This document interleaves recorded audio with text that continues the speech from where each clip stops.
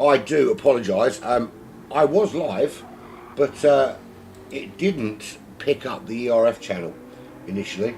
It should now have done so. I'm just going to double check. Yes, no, it hasn't picked up the ERF channel. Why is it not picking up the ERF channel? Oh, it is. It has finally done it. Yeah, for some very strange reason, it wasn't picking up the ERF channel. It kept feeding back that we were already live, but we weren't. It was round 8 that was live. Okay. So my really intelligently made funny joke went by the wayside at the beginning. Right, so here we are, and I do apologise. I don't know what happened, but we will get there. Right, so Paralin leads the way. 4 seconds clear. A lot has happened overnight. A lot has happened because when I left, we had the RA team, which consists of RA Nick, who's in second, were over a minute clear. Now, we do know that the rain came in during stint 7. And it all went horribly wrong for some drivers who opted not to go for the wet weather tyres. Now this is how we stand. Ready to Race team have improved their lot somewhat, and Paralin now leading the way for the 666 number of the beast car. RA Nick, he's for the Race Asylum team, is 3.4 seconds back, and it looks like already closing that gap. I believe so. I'm having significant technical issues at the moment. What the hell is going on?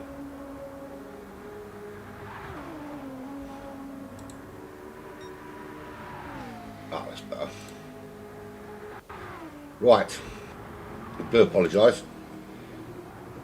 I don't know what's been going on with the technical issues, but we're here. We're done. We're ready. Yeah. Blame it on the fact that it is 10 past 7 in the morning, and yeah, I haven't had very much sleep. Right, there we go. So Stiggs running in third, 14.2 seconds back. That is the that's the Clockwork Motorsports car, I do believe. It is indeed. That's the 56 Clockworks Motorsport running in third. Nilsman. That's the TDR design car, the lead TDR design car. Now, when I went to sleep, it was the number 17 TDR design car. Now, the number 16 car, the BMW, is the lead of those two cars. Currently running in fourth. Jefferson of the 68 GTSV car, currently in fifth. And 5 seconds back is Bad Omen in that awesome Team MRL M6. Waiting for more to exit. Still waiting for In-Station Gaming for Team Full Send. They will be next out on track, of course. But already some distance behind the leaders. Very spread out. Now I'm wondering what level of impact the rain had on the race, because as I can see it, it looks like the rain absolutely changed things massively. But we'll see. We will see what happens. So at the moment, Paralin is leading the way. It is 0.3 of a second. Nick has shut down that gap so quickly. It was significant. Not tiny, not massive to say, but significant. The gap that Roadrunner had built up over the RA driver in that last stint. But here comes RA Nick, super quick. We know that is Nick, and ahead he goes and makes that move on Paralin with the slipstream, and order is restored from when I was in the booth earlier. Now Nick is back in the lead of this race. There's Paralin. Paralin having another go back. He's got the slipstream, so certainly opportunity, but he gives Nick a little bump instead. A little bumpy bump up the road to help him out, rather than do what I thought he would do, which is take that position back. So awesome. Some awesome racing to start off with. It's always good to have some sort of racing to watch, because everyone else seems very, very disjointed. Sorry, getting my coffee on board. It is breakfast time after all, and we will bring you some jazz. No, we won't. No, we won't. Okay, Stigs for... it's pretty cool, that super dry car, isn't it? Really cool, that super dry car. So that's Stigs running in the 56 Clockwork Motorsport car in third. They weren't really there or thereabouts earlier, but they certainly are now. Well, they were absolutely there. They're kind of stuck in it. This is the big difference. So the Ready to Race team have incredibly improved their lot. I mean, they're massively better off than they were when I left you. Nielsmann in the Team TDR M6, that number 16 car, up to 4th place. Jefferson for GTSV and that's the 68 GTSV, not the 67. You can't confuse the two. Very different. Cars identical. Running in 5th at the moment, and that's 2 minutes outside the top 4. So the gap now, I mean, the top 4 pretty much in the same sector for, give or take 30 seconds. But then Jefferson back there, 2 minutes back, completely different part of the racetrack. Bad Omen now out on track 4 in that 33 MRL M6, running in 6th position. Some way, well, I think some ways, 9 seconds, 9.7 behind Jefferson. Next car to come out will be End Station Gaming at some stage, I hope. Will it be End Station Gaming? I don't actually know. I'm not watching the other broadcast. It probably would have been useful if I'd done that, but I can't link the two things together. I was already having enough technical problems of my own. Went out trying to factor in the PlayStation chat into a broadcast. Don't like using PlayStation chat in a broadcast. Also because I can't use a mic. Well, I can use a mic for 2 different things, but it gives me ridiculous feedback. Mostly like, shut up, you're fat, and stop talking rubbish. No, not that kind of feedback, obviously. So just 6 cars out on track at the moment, and Bad Omen is the last one of those. We're still waiting for so many cars to get out. Now, very surprised. Good to see Dominic Kubinski. He is also in an invitational series I broadcast on Monday. He's pretty darn quick in that. He's in that Linkin Park inspired pink 911 RSR for Project Revolution. Clearly he is coming in for somebody else because he's not on the list. Otherwise I would have noticed. Gecko Racer in that absolutely stunning TDR designed AMG number 17 car. Some way back from where they were during stint 6, they were in the top 4 comfortably in that top, well, in fact top 3 comfortably. So something went horribly wrong through the night for them. Honor in the green 911. That is the team that had pulled out because they had some technical issues. Have returned to run some stints. They'll be at the back of the pack, of course. Well, I don't know. They might not be. They might have fought their way forward. Another 911 there. That is that the other GTSV car? No, it's not. That's the CPTL car with it had grounded potato in it, but now it's Poctavian running in there. Toro Scatanetto for DCT. I know it's DCT because 1, he's Italian, and 2, he's got DCT around the back of the car. And of course, I'm quite familiar with these guys. Midgley. I don't know why I got it wrong. I had him for like 2 hours earlier. That is the other GTSV car. Endurance Racing Team. Currently sitting P13, but I don't know where he's coming out. Still waiting for more cars to come out. This is very, very surreal. The gap seems massive little bit concerned about these gaps, boys. Do we need a little bit of a safety car scenario? Is someone going to give us a little crashy crash so we can have some safety car nonsense? That'd be good, wouldn't it? Need some safety car nonsense. Definitely.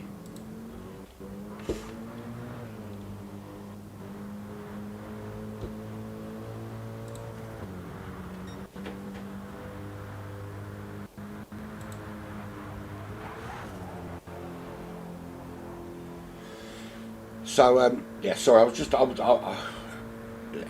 that's watched me broadcast before knows I can't multitask. I was trying to read and broadcast at the same time, and clearly I can't do that. So, I won't. Still waiting for the majority of the cars to come out. We've only had the top 6 out thus far. Now, this just shows how big the gap has got over the nighttime period, because Nick and Paradin and Stiggs and Nilsman, Jefferson, Bad Omen, all on lap 3, essentially the second racing lap. Now, Nick and Paradin, and Nick's already 13 seconds clear of Paradin. We saw him overtake him a little while ago. He's already 13 seconds clear. They're already heading down to that final straight, that final rundown to the stadium, to take it back to the sort of GB track stadium section on lap 3. They could be on lap 4, and we're still waiting for some of the cars to get going. So it looks to me that throughout the night, the rain. So it wasn't super close, but it was a few minutes apart, 20 minutes apart maybe, when I was here at stint 6, and then I know the rain came down shortly after that in stint 7, and we had some crashes, but it looks to me that some disconnections and stuff have happened, and all manner of craziness has gone on throughout the last couple of hours, and we're now with in a very unique position of cars already 4 laps in, and some cars not even on the racetrack yet. And what I need is you crazy people to come and join me in chat. To come and join me in chat and let me know what the hell is going on.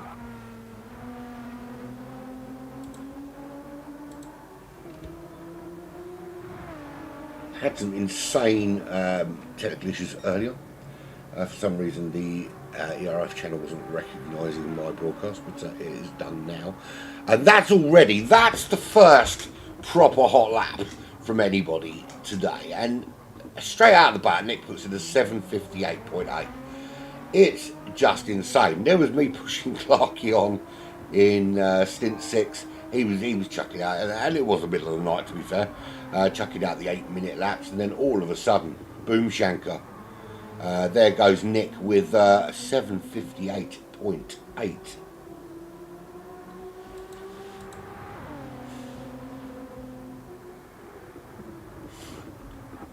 I'll tell you what I do need to do, because people are probably going to try and find the other broadcast that didn't go live for whatever reason it didn't work. I should delete that, and then people aren't going to try and watch it.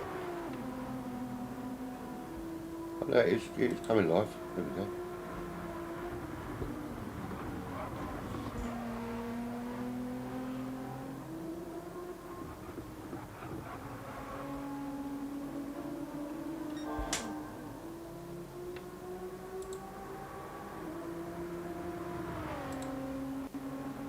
I'm getting very varying information on my screen at the moment. It's a little bit cray-cray. Right, here we go. Bring up, there we go. I'm getting all the chat now. Finally getting all the chat. Right, I can actually see what's going on now. Hello, all you happy, lovely people. Who we got in here in the chat today? We've got Little Nicky, we've got Baz, we've got Ray Coxlar. It's got Cox in the name. Sorry, Ray, can't help it. I'm a child. JeGr. We've got Juppe. little Nicky, yeah, same, the typical, the usual suspect, and DJ Brundle, of course. Hello, hello all. Right, so yes, Nick is indeed crazy. 16 seconds clear already. We haven't even got every driver on the track. We're still waiting for some. We do have a couple more. Gecko Racer now out in that absolutely beautiful TDI Designs car. It is a gorgeous piece of machinery, and actually now we've got some daylight. I want to take some time to admire this. If you guys could just close your eyes while I take some time to have some alone time with this absolutely beautiful car.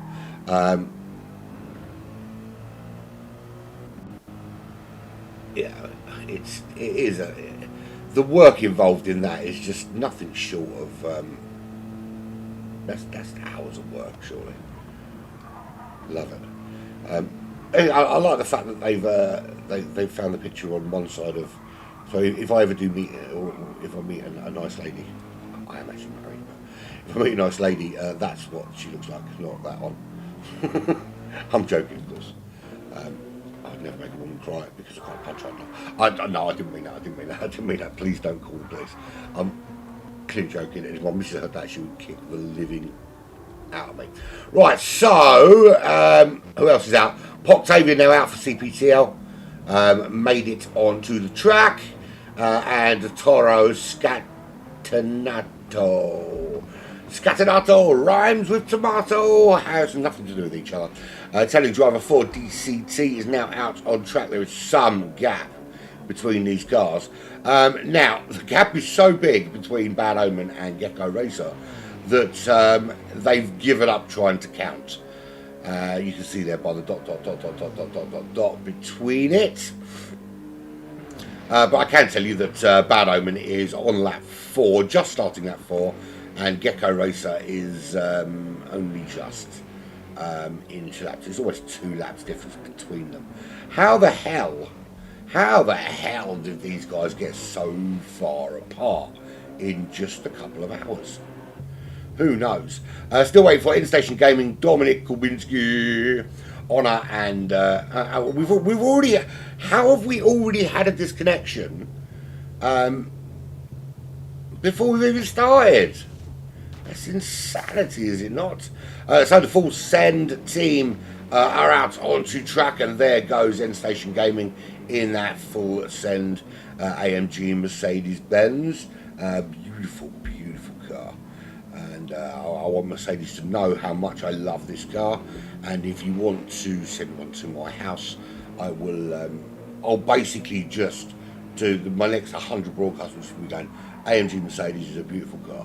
The AMG Mercedes is a beautiful car, and on and on and on and on and on. You don't even have to put an engine in it; just put it out somewhere else. I can look at it. And the mystery of the missing cat is no longer a mystery. It wasn't missing; it was hiding. It's why everybody have a kit and they can get in little hiding places. But it's now rocked up, and it's eyeing up the charger for my PlayStation controller. And you know what it can do, because it's ginger, it can off. Right. We've got 11 of the 13 cars on track. We've lost one already to, I'm assuming it's a disconnection, and not, oh my God, how long have I been waiting in the pits to come out and have a drive situation? Are you coming up here, Cat? Come and watch these boys race. Alright, don't then. So, leader, 21 seconds clear.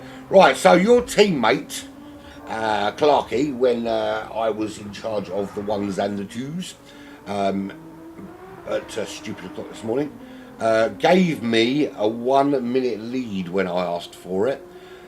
From you, Nick, because you are ridiculously quick already, if you don't have a 1.5 minute lead by the end of this stint, I'm going to tell everybody that you touched me. Parolin is in second in the Ready to Race car. The Ready to Race car has done a great job over this nighttime period, and now we're in bright sunlight. What else can the 666 car do? It is, of course, the number of the beast. So we will see what they're able to pull out of the bag. Stig's in that absolutely gorgeous super dry livery, very LGBT inspired rainbow. Currently in third, and they've been there or thereabouts, this team, for pretty much every stint I've watched. They've been in and around that top three, so doing an excellent job there. Niels man, I don't know what I said in a Jamaican accent. It's absolutely completely unnecessary to do that. It just I'm from South London. You say man at the end of everything. It seemed appropriate at the time, and now just feels a little bit creepy at 7:30 in the morning. So Nilsman, let's do it like that. Currently running fourth for the Team TDR. Is the lead Team TDR team now. It wasn't the case a few hours ago, but it is. And now there is Jefferson in the lead. GTSV. GTSV. Yeah, GTSV. That's right, isn't it? I don't know why I was adding extra letters to a GTSV car. I'm only on my first coffee. It takes time. I'm old and slow. Currently running in fifth. 2 minutes behind that top four. That's some distance to make up there. But with an 8:03 compared to the 8:05, it's going to be less than 2 minutes by the end of this stint. 27 seconds back is Your Love Is Like Bad Omen. I don't sing again, but it's far too early for that rubbish. That's the 33 car. Loving that classic livery on that BMW. That's the Team MRL car, which Apex Magnet was doing a great job in that car a couple of hours ago, a couple of stints ago, and that seems to continue. This seems to be the biggest loser over the course of the last few stints. It's the car with Gecko Racer in it, the TDR design car. It is the most beautiful car, but I'm pretty sure this car was much further up the field with Gecko Racer in it before.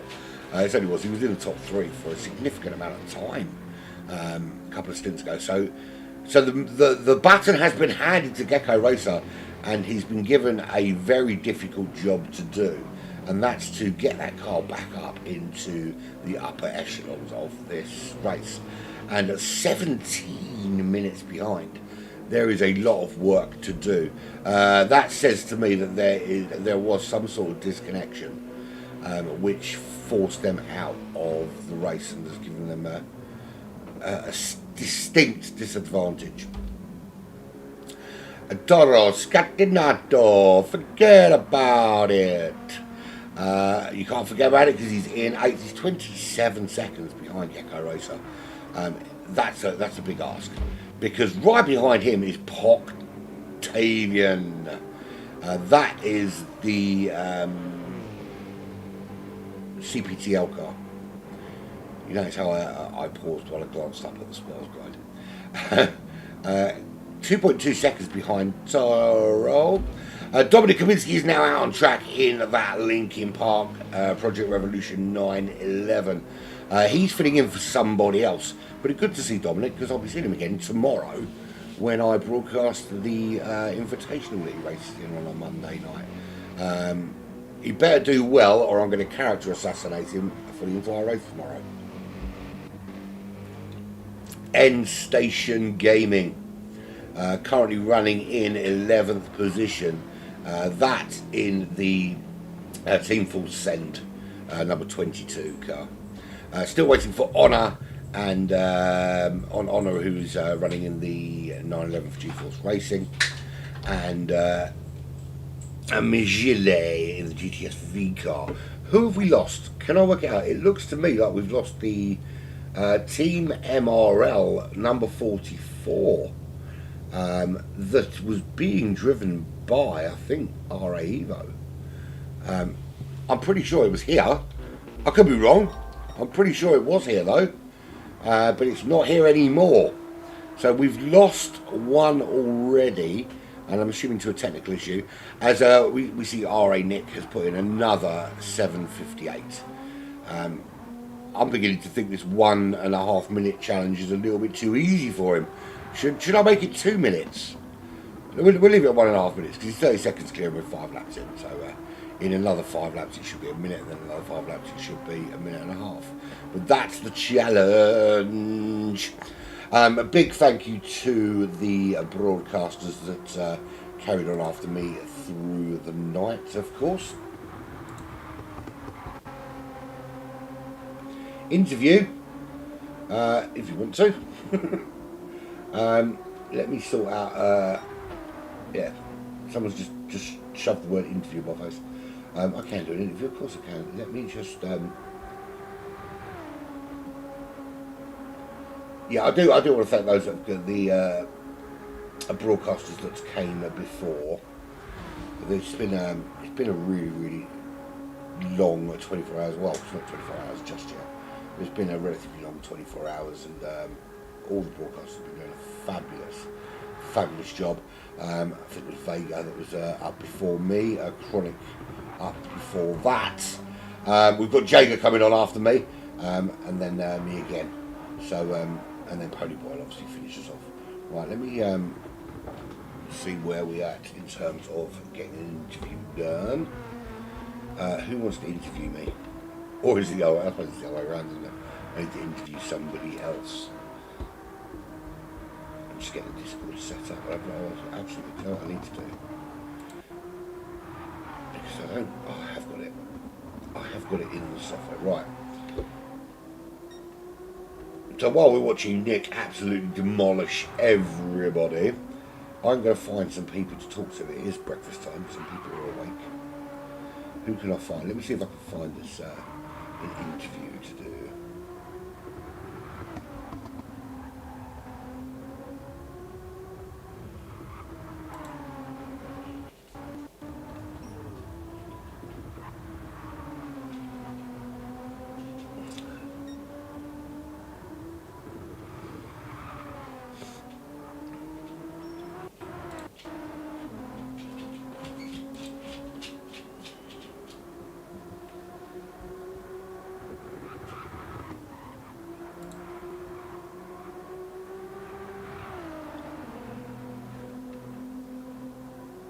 I have found someone. I'm in the interview channel, but they're muted at the moment.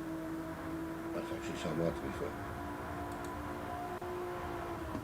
Why am I muted? I've been muted by the interview channel. Let's unmute that. It requires push to talk, which is a bit of a pain in the arse because I can't do push to talk in my broadcast. Turn off the push to talk. It doesn't work for me. With the book, I need it to be active. Okay, so I can't do the interview. There we go. Yeah, I need push to talk doesn't work with my software because I need it doesn't flow properly with push to talk is for children who are unable to control themselves. So, in answer to your question, Mr. Hart, I can't do the interview because it's set to push to talk. If you could turn push to talk off, it would make my life so much easier because I don't have buttons mapped for all of that palaver. And if I do push to talk, it cuts out other audio. Anyway, moving swiftly on. Look at me, I'm trying to broadcast and read Discord and drink coffee and stay awake. Have we got any battles? Well, potentially here actually, because we've got this little battle here. Now, Paralin was handed the first position by what looked like a fantastic stint from Roadrunner. One of the Roadrunners, I don't know which one. It might be Roadrunner Junior actually. And immediately Nick had something to say about that and said, no, thank you. I am superhuman and I am coming for you. And then, of course, this happened. We've got the Clockwork motorsport car that has been running in and around that top 3 for some time. Is now starting to close down on the Ready to Race driver. Now, I can't remember the exact position they're in, but I know Ready to Race weren't anywhere near the top 3 when I went to sleep. They were down the order somewhat. So, some brilliant work from Roadrunner, and certainly in the last stint. I'm assuming The other Roadrunner was in the stint before that. I suppose it could have been Paralin, couldn't it? I don't know. It was the guy whose name I can't pronounce during my lobby previously. So it looks like Stiggs is going to be catching that Ridge Race 650S very, very shortly, and we'll see where it's going to happen. We're currently in the GP Stadium, which is the bit that everyone knows very well because this is where they hold all of the majority of the racing that goes on at Nurburgring. I've got some interesting facts about Nurburgring that you might or might not know, and I'll share them with you in a little while. And we'll have a look and see what Stiggs is going to do. It looks like Stiggs is certainly catching Paralin. Whether Stiggs can make it stick is a whole another matter. But they've very close to the back of that 650S. Has to back off before he puts him into a wall around into this Nordschleife section of the track we go. And this is the business end of this racetrack, particularly Sector 1. It's an interesting track, and I'll tell you, for me, you've got, particularly when you do the GP section, it's very kind of organised, and he gets it all kinds of wrong stick, pushing to try and catch that ready to race car. That battle's going to be off for a little while. We can go back to watching something more interesting.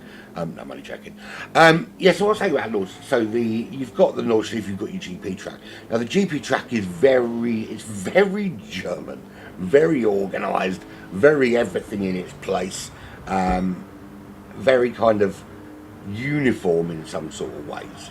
And then you come straight out of that into Nordschleife, and Nordschleife as a racetrack, it's beautiful, it's scenic, it's challenging, but it's chaotic. There's a reason why Jackie Stewart, the great British racing driver, is Scottish, but this is the thing about us Brits, you'll learn this. If they're English, and they're a great sportsman, we'll call them English. If they're Scottish or Welsh or Irish, or Northern Irish, we'll call them British. If they're good. If they're not, then we'll call them Scottish or Welsh or Northern Irish. That's how he does. So Jackie Stewart, the great British racing driver, was the first person to coin the phrase about Nürburgring, call it the Green Hell. And that's where it achieved that name. There's fact number 1 for you. So Stig now 4.2 seconds behind Paralin, not able to close that gap. 2 minutes is the gap between Jefferson and Nielsman. That's not closing anytime soon. Bad Omen and Jefferson is 47 seconds. That's not closing anytime soon. Gecko Racer is 2 laps back from Bad Omen. That's not closing anytime soon. Not any time soon that we can really judge, to be fair. Gecko Racer is a very quick driver, but it's a difficult task. Toro Scatenetto, 27 seconds is the gap between them and Gecko. We've got a little potential battle going on there. Octavian that's the is that a GCSV car? No, it's the other one, isn't it? The CPTL car. Closing down on Toro Scatenetto in the DCT number 10. This is the 51 CPTL. It's 2.3 seconds, so we'll keep an eye on this battle because this potentially could be something exciting. Very exciting. I do need to get the chat back up because I don't know what you guys are talking about. I can see, I'm trying, but alright, so the interview, I will try and do it, but it's push to talk, man. You need to turn push to talk off. I can't, the push to talk doesn't work for me on this at all. Right, let me get back in there and see if someone's going to actually be in the interview thing.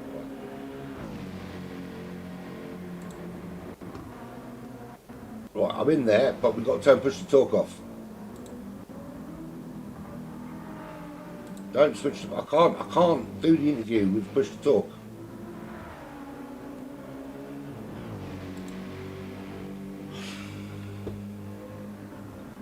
Happy to do the interview, but you've got to turn push to talk off in the Discord, dude.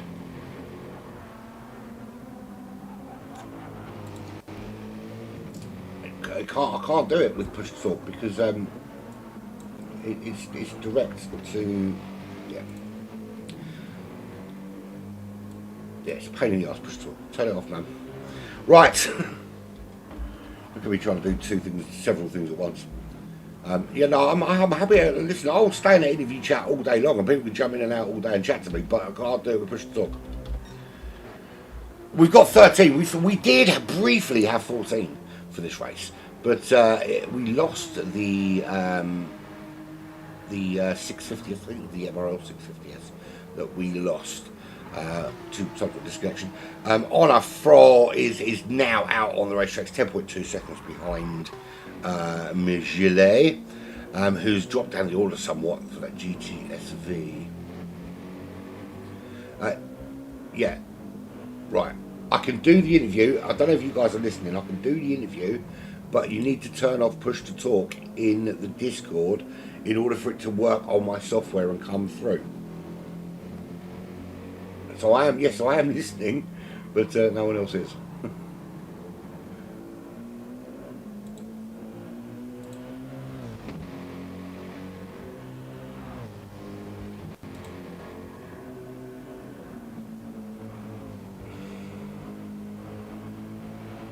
Right, I'm going to sit in there until the push to right. Is it off now?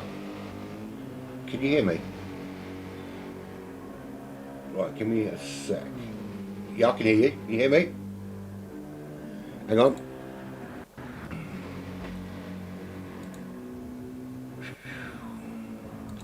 Can you hear me? I can hear you, indeed. How you doing? You alright? You're coming through nice and loud and clear.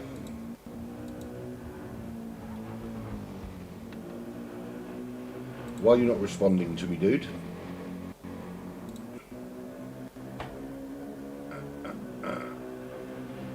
Yeah, I can hear you. I've heard you every single time. That's right. You can hear me fine, yeah? Awesome. So how was it for you? Because it looks like it was quite a difficult hang on. Should probably put you into the give me a sec, I've got to change the settings here so you're in the I think we're done. I think we're in. Hang on. Yeah, give me 2 secs. Ah, that's why. Because it was trying to reset to the push to talk, it's reset the device. That's interesting.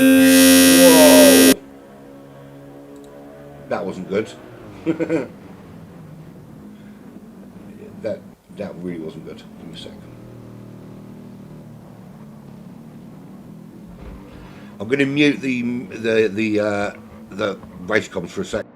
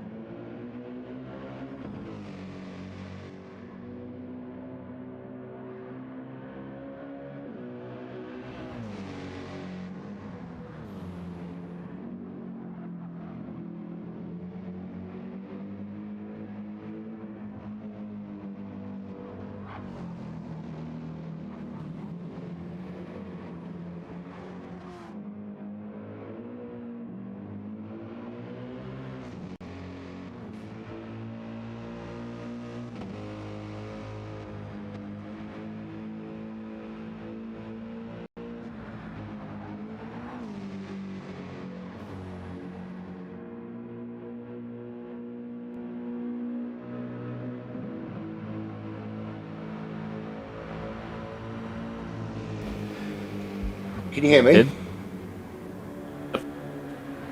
Can you hear me? Yep. Can you hear me? I can indeed. Right, we've got it working. Finally We're got it working. good. Let's go. Yeah. So yeah. So basically, what happened was I pushed the talk and changed the audio input, and it all went horribly wrong. So, how was it? Yeah. Last stint. Good.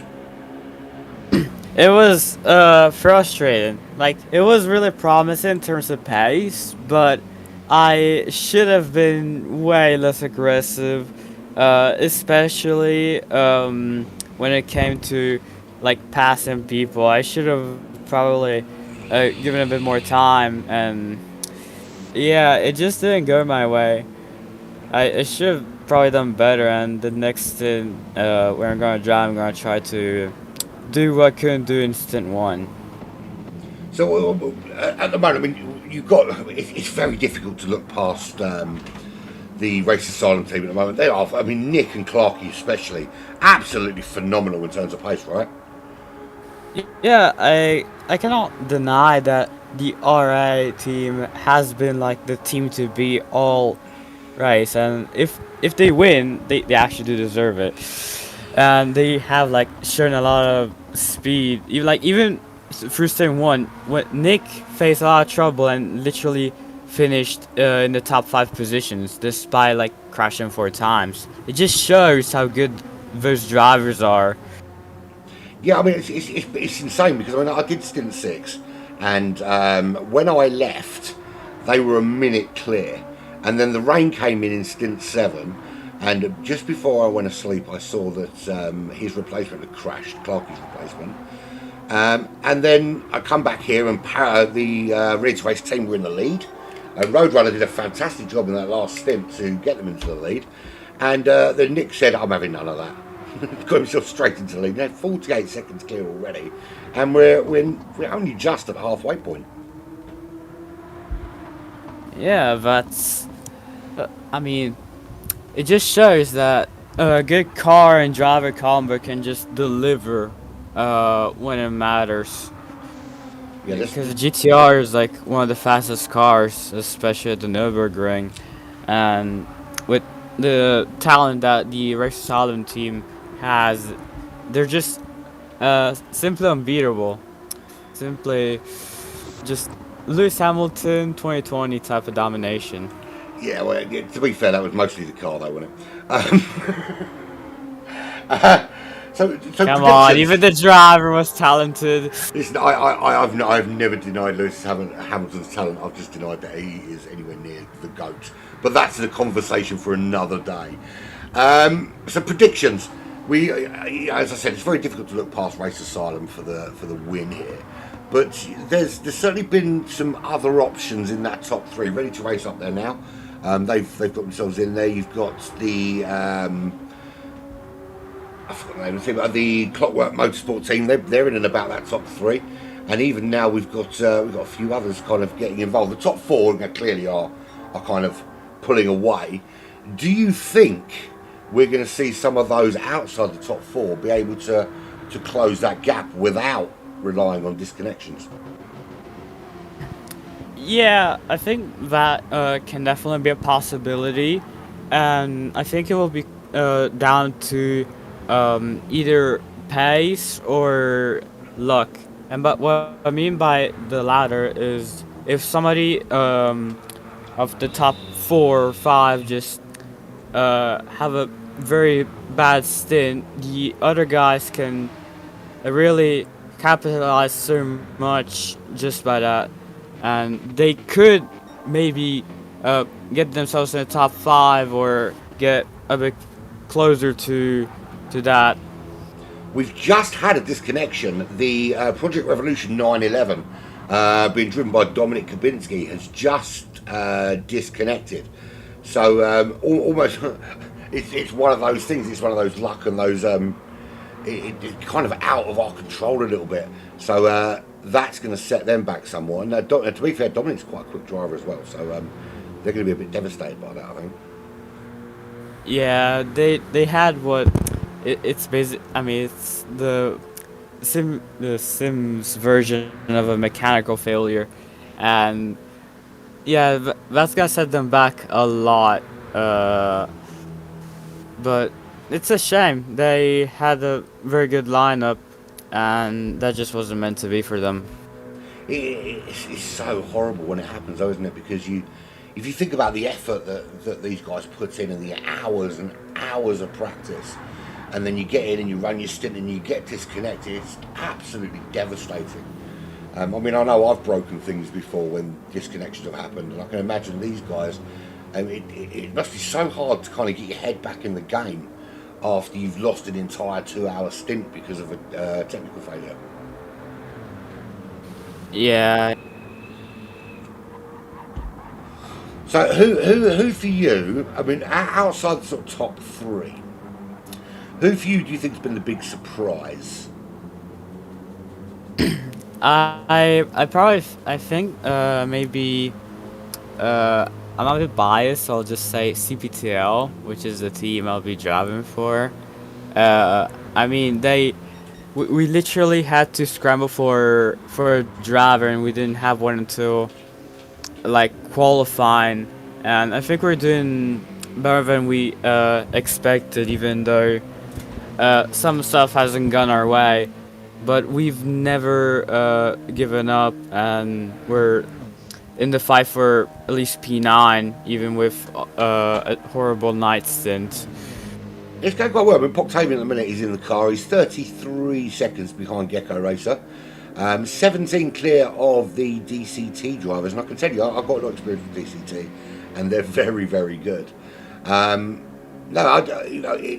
It's a very, very difficult field, and I mean, from our perspective, I mean, Black Flag usually have one or two teams running.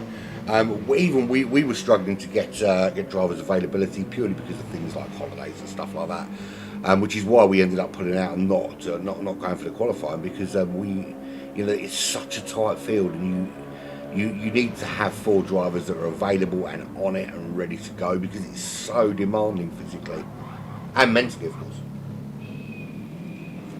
Yeah. Wait. May I ask you a question? Of course. How many laps are remaining in this stint? So we're on lap 6 at the moment. They're going at lap 15. So 9 laps remaining in this stint. Okay. Gotta get myself prepared. For Octavian, that is. For the leaders, it's a little bit different. For leaders, there are fewer. But you've got a little bit longer because the gap is vast at the moment.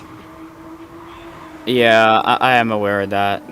Just that I want to get myself prepared for my stint. So what do you do? What do you do to get yourself prepared?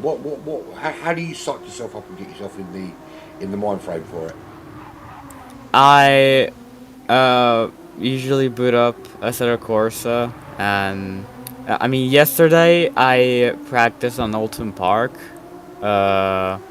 with the RA Evo, and before qualifying did the same thing, but I drove an LMP car on a rally stage, and that seems to help to practice on completely different combos just before a Nürburgring race. That's quite funny actually, because I find because I've recently started iRacing, and I find switching between the two incredibly difficult.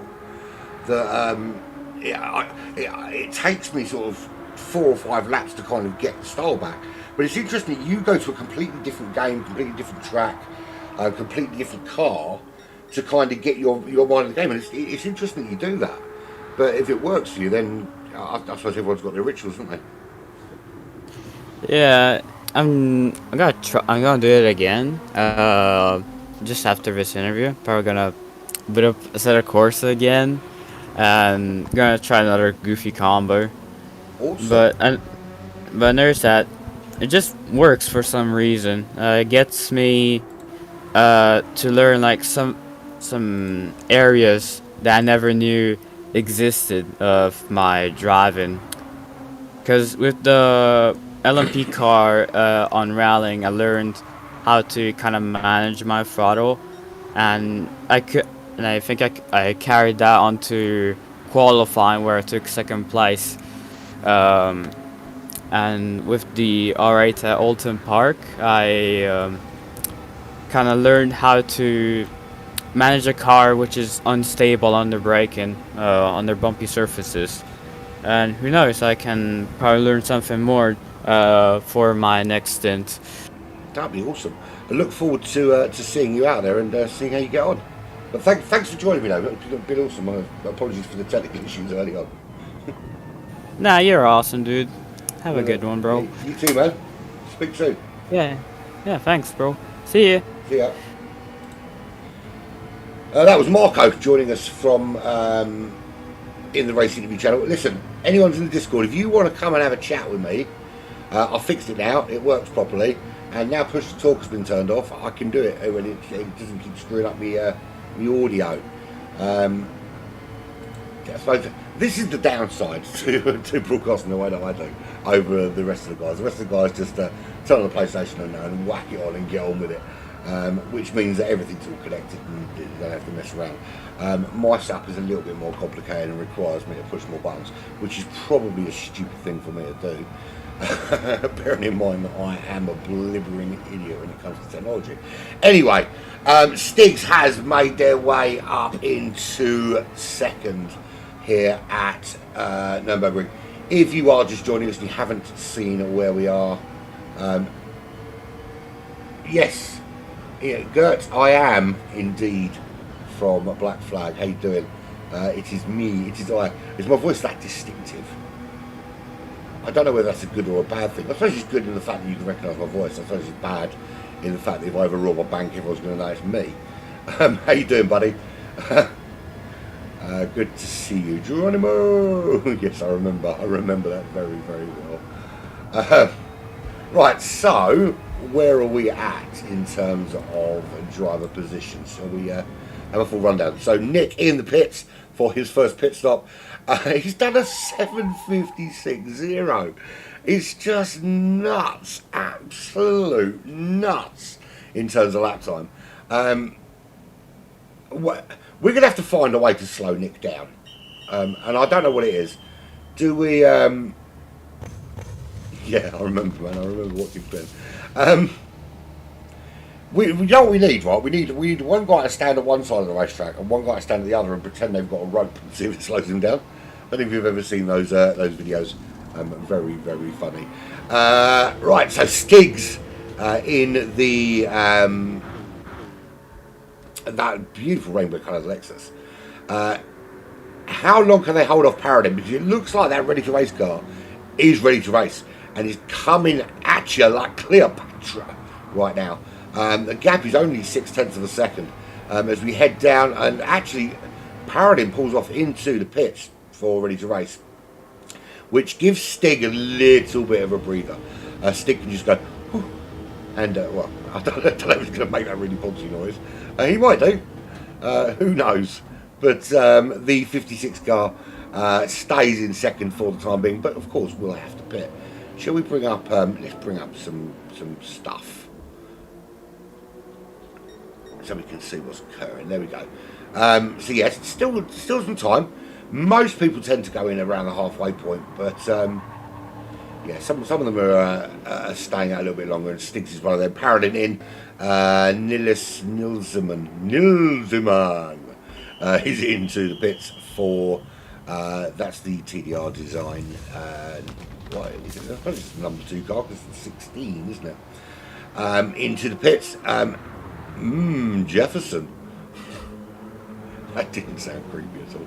A couple of minutes back. Are they going to come in this time out for GTSV, or are they going to carry on and do a couple more laps? We're at slap bang halfway point of this particular stint, and the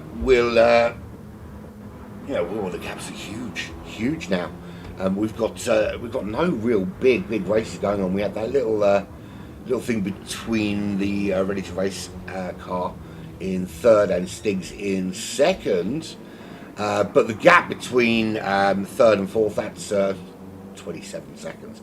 2 minutes back to Jefferson, another 2 minutes back to Bad Omen, and then we've got a couple of months almost. Put it this way, for Nick, it's next Tuesday. For these guys, it's still Saturday night. That's the golf in time. It's not really, is it? It says 18 minutes there, which is even on an 8-minute lap, that's some kind of gap, right? But Gecko Racer is, I suppose you could say, best of the rest at the moment in the second TDI design car, which was running in the top 3 just a couple of hours ago, 3-4 hours ago. Now down in 7th with some work to do indeed. Poctavian, we were just talking to his teammate Marco, who's jumping in at the end of this stint. Interesting actually to hear how he prepared, because I mean, for me, I don't really prepare. I'm not quick enough to worry about stuff like that. I kind of rock up, just do a couple of laps and hope for the best. Where is the Lexus? The Lexus is... Which one's the Lexus? The Lexus is the... is the Lexus one that got disconnected? Of course, no, it's not. The Lexus RCF, the Clockwork Motorsport, it's up there. That's the Clockwork Motorsport car, up in second. Really doing well. Awesome performance from them.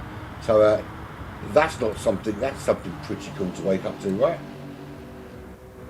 Don't you think? Yeah, running really well in second. Briefly had to challenge from the Ready to Race team in third, but that was shaken off. Although they still do have to pit. Now we know Nick's pit in. Nick is 32 seconds clear. Well, I just want to point out, right? So there is a Migile for GTSV running 8:36 lap times, yeah? That's Nick, right? Who went into the pits and did an 8:14. It's insane. Right, let's you want to have a look at the gaps at the back of the field. So there's gap number 1. It's well, let's turn this off now. Just want just racing photo. Right, so it's 1 minute 15 seconds between Gillet and Honor. We've lost a couple of drivers. We've lost Dominic Kabinski, who was in the 911, the Project Revolution 911, the 88 car. We did also lose the 44 Team MRL car, and I think it was Evo driving that, which was very disappointing. So this is the 67 GTSV car, 1 minute 22 seconds. Honor, that's the other 911, that's the G-Force Racing 911. They did actually pull out of this race due to some technical issues early on, and then of course discovered that they could actually just carry on racing, but albeit at the back of the pack. But it's not going too badly because they're already up to 11th. So it's not all doom and gloom for the G-Force Racing team, which is made up. I know that Sam Smith didn't make because he had to work. I think he's about now. One of them had a problem. I think it was the RA Academy driver Vines had a problem with his what's the word I'm looking for? Setup. It may well have been Honor as well, and could have had a problem. I wasn't really paying that much attention. And one of our drivers actually, Xerxes, racing with these guys from the United States. The gap then to End Station Gaming, well, it's 2 laps. There we go. End Station Gaming, of course, in that number 22 Team Full Send AMG. Beautiful, beautiful car. Love it.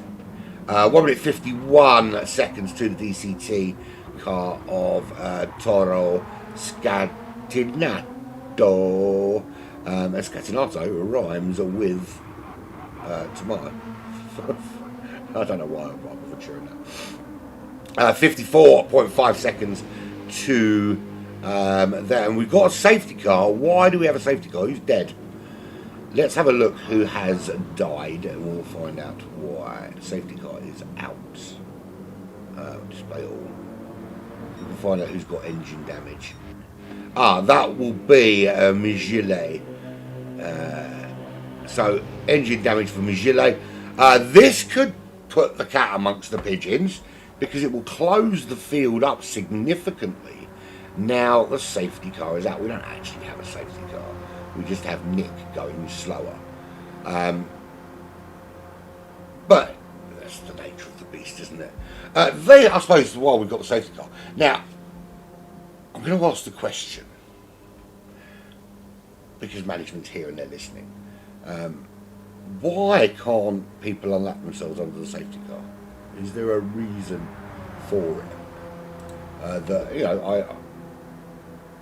I concede to people much smarter than me with organising stuff like this.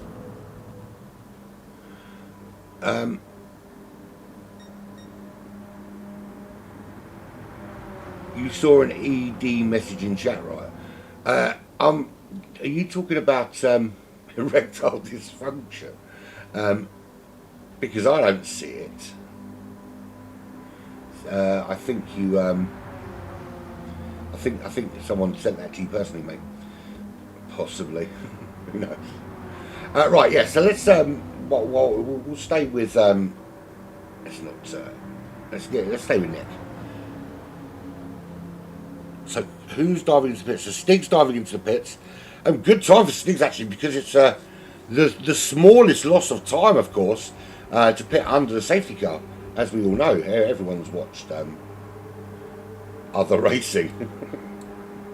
Right, yeah, I've got some facts about the Nürburgring that you might not. You might know it, but I really don't care. I'm going to tell you anyway. If it were built today, it would cost 36 million euros to construct. In the scheme of things, that's not actually super expensive. It is classed not as a racetrack when there's no racing, but as a toll road. It's $30 that is, a lap to drive on, and it is subject to German traffic law. So yes, you can drive fast because you're allowed on the autobahns. You can go super quick, but there are certain sections of the track which are restricted speed. So yeah, it's because it's a public road. It's a toll road when there's not a racing event on. Technically, it's not a racetrack. Here's a really interesting fact, right? If you rent a car and you put it on the Nürburgring, you will be banned for life by that rental company. And that's pretty much across the board for all car rental companies. They do not want you putting their car on the Nürburgring, but you'd be surprised how many people actually do it. 170 turns, I think you know that already. This particular 24-hour layout is 170 turns. Nordschleife itself is 154. As I cough my guts up through my nose. This one was the one that actually got me, because you know you see the ups and the downs and the twists and the turns and everything else through Nordschleife, but the terrain difference, the elevation difference is staggering. It's 1,000 feet difference between the highest and the lowest point on the racetrack, which just goes to show the incredible complexity. You've got to bear in mind also that Formula One used to race on the Nordschleife track, not the newly built GP track. Something else to note: if a driver has an accident while driving it as a public road, even if they die, their family are responsible for paying to repair the damage. Even if they do no damage to their car, they have to pay for the damage to the racetrack, or the gravel, or the barriers they hit, or anything along those lines. Now, while the GT3 lap record is slower than Nick has gone, that was in a Ferrari, the actual lap record for Nordschleife alone is 5 minutes 19.5 seconds. That it wasn't a production car, of course. It was a heavily modified Porsche 956 car, and that was a guy called Stefan Beloff did it. Sorry, that was 6 minutes 11 seconds. That's the official record. The 519 was done in a modified Porsche 919 Evo with Timo Bernhard at the wheel. It's insane. It's insane. You can actually find the footage on YouTube. Look it up. It's something insane. So in 1935, the German Grand Prix was held at Nordschleife, and the Mercedes team was so confident that they were going to win that they only brought the recording of the German national anthem to the race. And then when the Italian Tadzio Nuvolari in the Alfa Romeo won it, he had to get his own copy of the national anthem that he conveniently brought with him on tape to play, because the Germans were so utterly confident that he wasn't going to win that they didn't even bother bringing the national anthem for him. That's awesome. 25,000 people have been involved in the construction of Nordschleife and the Nurburgring in general. I gave you a fact earlier, which is the green hell came from, of course, the great Jackie Stewart. The 1976 Grand Prix was a focus point of the film Rush, and it was based around here. This is where Niki Lauda burnt his face off. It is a little bit shorter than it used to be, which is not super. They reckon there's somewhere between 10 and, well, some say that 80 people have died of Nordschleife in total, but some people think it's up to 12 a year. But those figures are heavily disputed, and I think if it was that high, there would probably be more news about it, so let's not do that. The guy that founded the Nürburgring is a guy called Dr. Otto Krues, who was a politician in this region of Germany. And he ended up committing suicide when he was accused of fraud and diverting funds to other areas. What a legacy to leave behind after committing suicide. One of the most iconic racetracks in the history of racing. We know that it's 15 miles long. We know that it used to have north and south loop, and technically it's the birthplace of the Mercedes Silver Arrows. There you go. Not much else I can really tell you about the Nürburgring, but there's some interesting facts for you all to digest as you wish.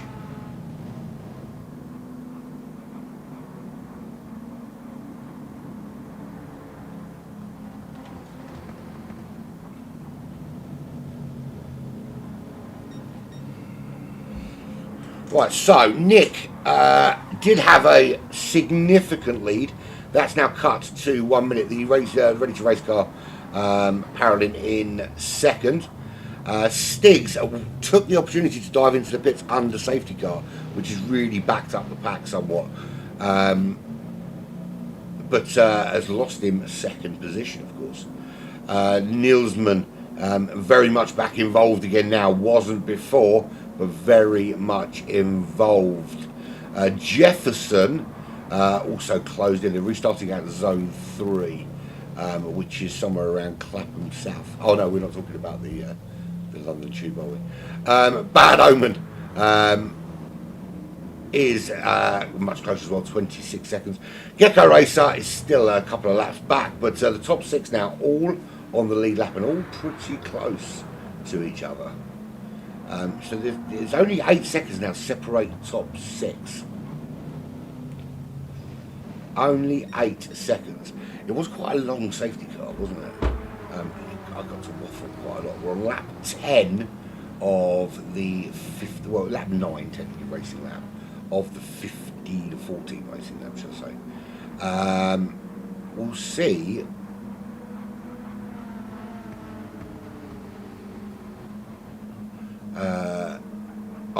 I thought that was just for me. It's not at all. Yeah, so we had, it was Michelet who had engine damage and had to dive in and repair.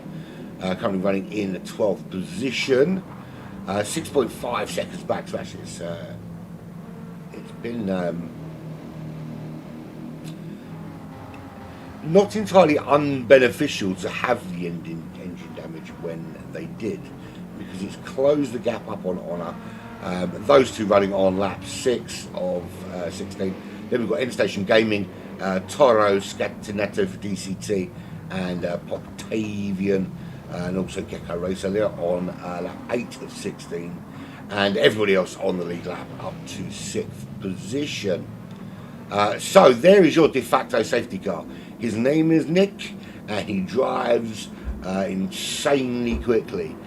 He's done a 7.56.0.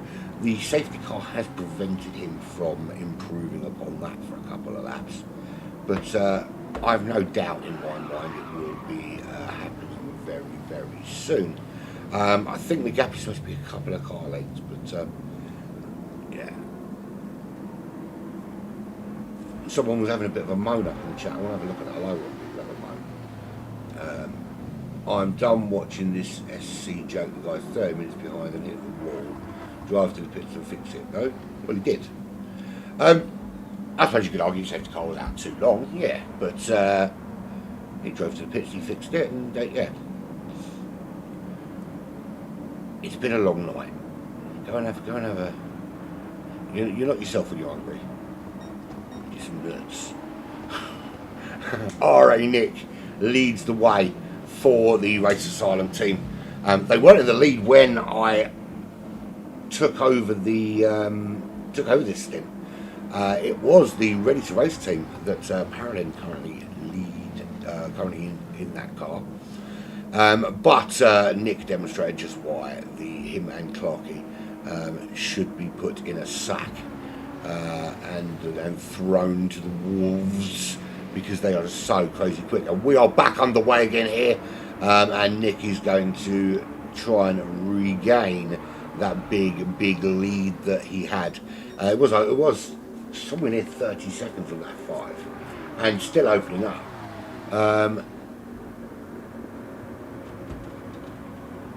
In what position are you in RN?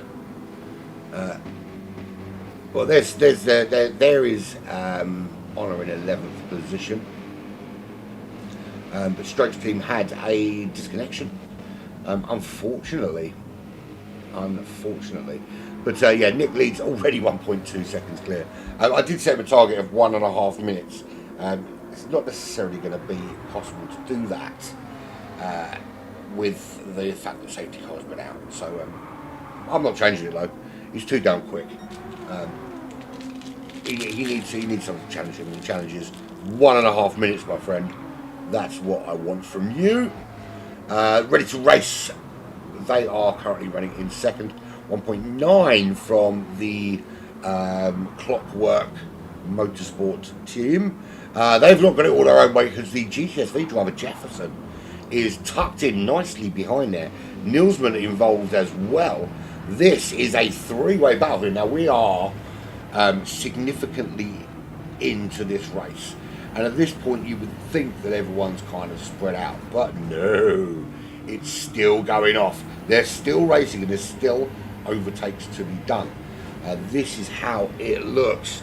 Paralin does need to push. You're absolutely right. Trying to hang on to P1, it's going to be a very difficult task to hang on to P1, to be fair. Nick is super duper quick. I think all the RA guys have been really quick. It has been a shame to see so many DCs. You are absolutely right, Ray. Thing is, it's a combination of people's own equipment and, of course, the servers as well. Some things are out of our control. Up ahead, you can see the battle for. That's the battle for third right there. In fact, it's not just the battle for third; it's potentially the battle for second, because these cars are separated by just under 1 second. It's Nilsman in fifth. It's Jefferson in fourth.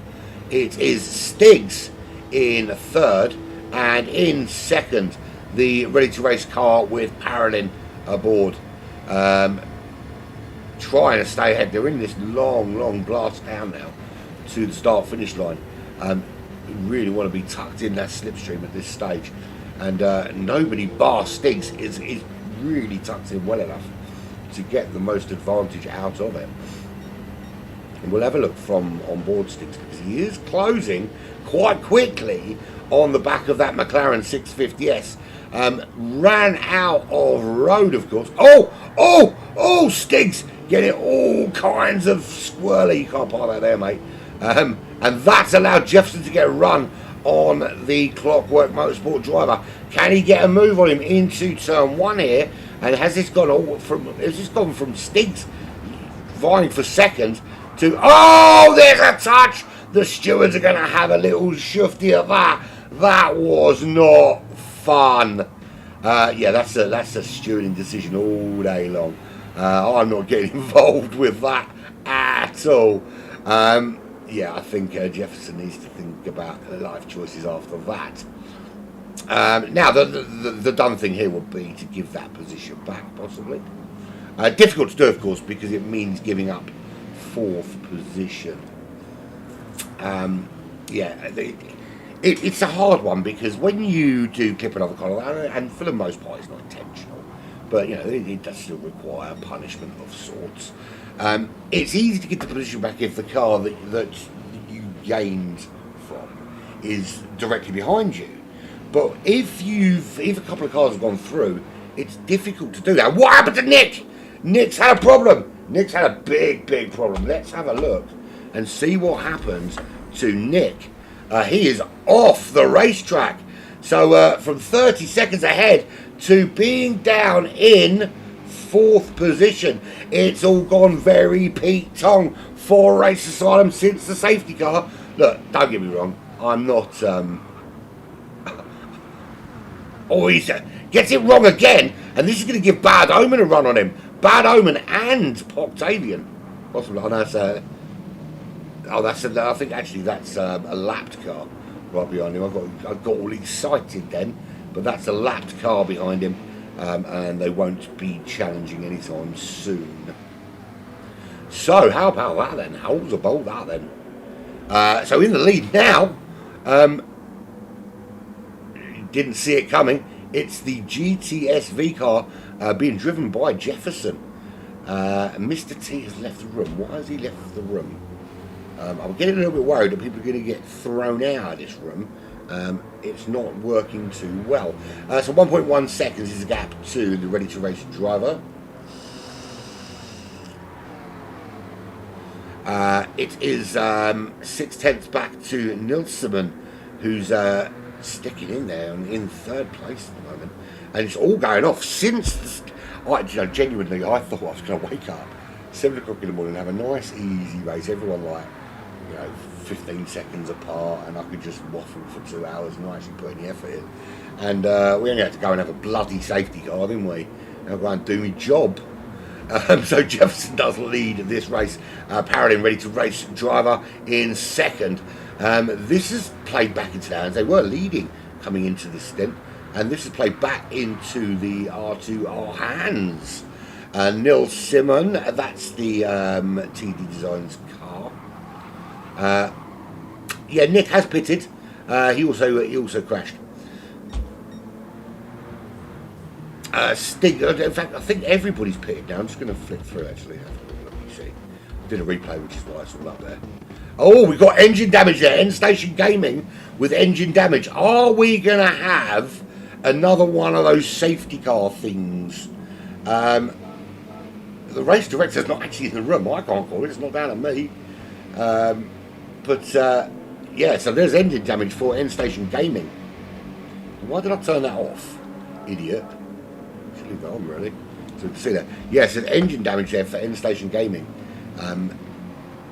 In that Team Full Send car, which ordinarily would call about a safety car, but they're not slowing down, and of course there's no one there to call it because he got disconnected.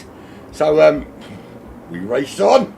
That would have been perfect for RA Nick, but there's no steward in the room to call it, although he's in now. Is he going to call it now? But yeah, yes, the answer to that question, Roadrunner, is yeah, safety car, if he calls it. The steward wasn't in the room when it happened, so we don't know. But there's the stricken car it's the Team Full Send car with End Station Gaming behind the wheel, and that's just allowing that, in fact, the longer the safety car doesn't come out. I haven't. I can call that I can see it, but as far as I'm aware, I've not got the authority to call a safety car. In all honesty, I wouldn't call a freaking safety car for damage anyway. If you break your car, tough shit. Go and repair it and carry on. That's my opinion, but I've made the call. But there we go. Here we go. Safety car is being called. Listen, unless I'm directed to specifically make a safety car call, it's not my place to do it. I can tell you guys we need a safety car. I can tell you that it would be a safety car call, but I can't start implementing rules. But there we go. There we have it. Okay, so End Station Game is going to have to get that damage repaired. We've got another safety car which will negate this race again. That plays well into the hands of Nick, who, after the last safety car, lost his concentration a little bit, made a mistake, and that saw the Race Asylum 24 car drop down back into 5th position. But with the race being negated as it is, after the engine damage for the full send car, it slows it all down, and everything goes very slowly.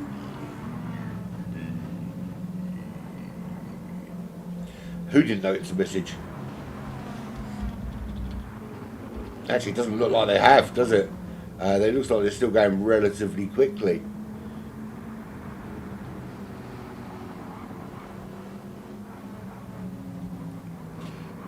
Yeah, I like the idea of a safety car for engine damage. I just think it's a difficult track to do it on, because if you crash in turn 1 and damage your engine, it's 8 minutes before you're getting back to... Well, it's not, because if your engine's damaged, it's going to take you 15 minutes to get there. And then, of course, you've got to wait till the car comes back out to... your fingers stopped working. Yeah, that happened to me a long time ago. My cat's disappeared again. I don't found the cat. It's chilling on me pedals. Right, so I prepared something to talk about during a potential safety car period. I didn't expect there to be 2 of them. Oh, I'll tell you what I do know about the Nurburgring. How about this? So, roller coasters. Now, there are a few tracks around the world that have access to roller coasters. You've got Suzuka, of course. There's a theme park next door to Suzuka, the roller coaster. Yas Marina has one at Ferrari World, of course. Sochi has one at their theme park, which is next to the Sochi Olympic Park. But they're not alongside the actual racetracks. You know, they're close by. Nürburgring, in the early noughties, they spent 215 million euros on a motorsport theme park, and you know, some of the hotels are still there, and apartments and shops and all that kind of thing. And there's bars and there's restaurants, and there was at the time what they called the fastest roller coaster in the world. It was called the Ring Racer, and it went, you ready for this, 217 kilometers an hour in just 2.5 seconds. A 3.4 lateral G for riders of this roller coaster. So essentially it was like the death coaster. Human beings can't handle that kind of G off the bat. Faster than a Formula 1 car, essentially. But that was kind of the plan to give people an experience. Anyway, they started building it in the early 2000s. In 2009, the launch system on it exploded and caused some injuries. So they didn't actually open the roller coaster until 2013, and it lasted exactly one racing season. Yeah, they're not using it anymore. I think purely because it's 3.5 lateral fucking G, which is ridiculous. But it is still there. It's just not used as a roller coaster anymore. It's used as a reminder to idiots to stop building things that are ridiculous, just because you can. There we have it.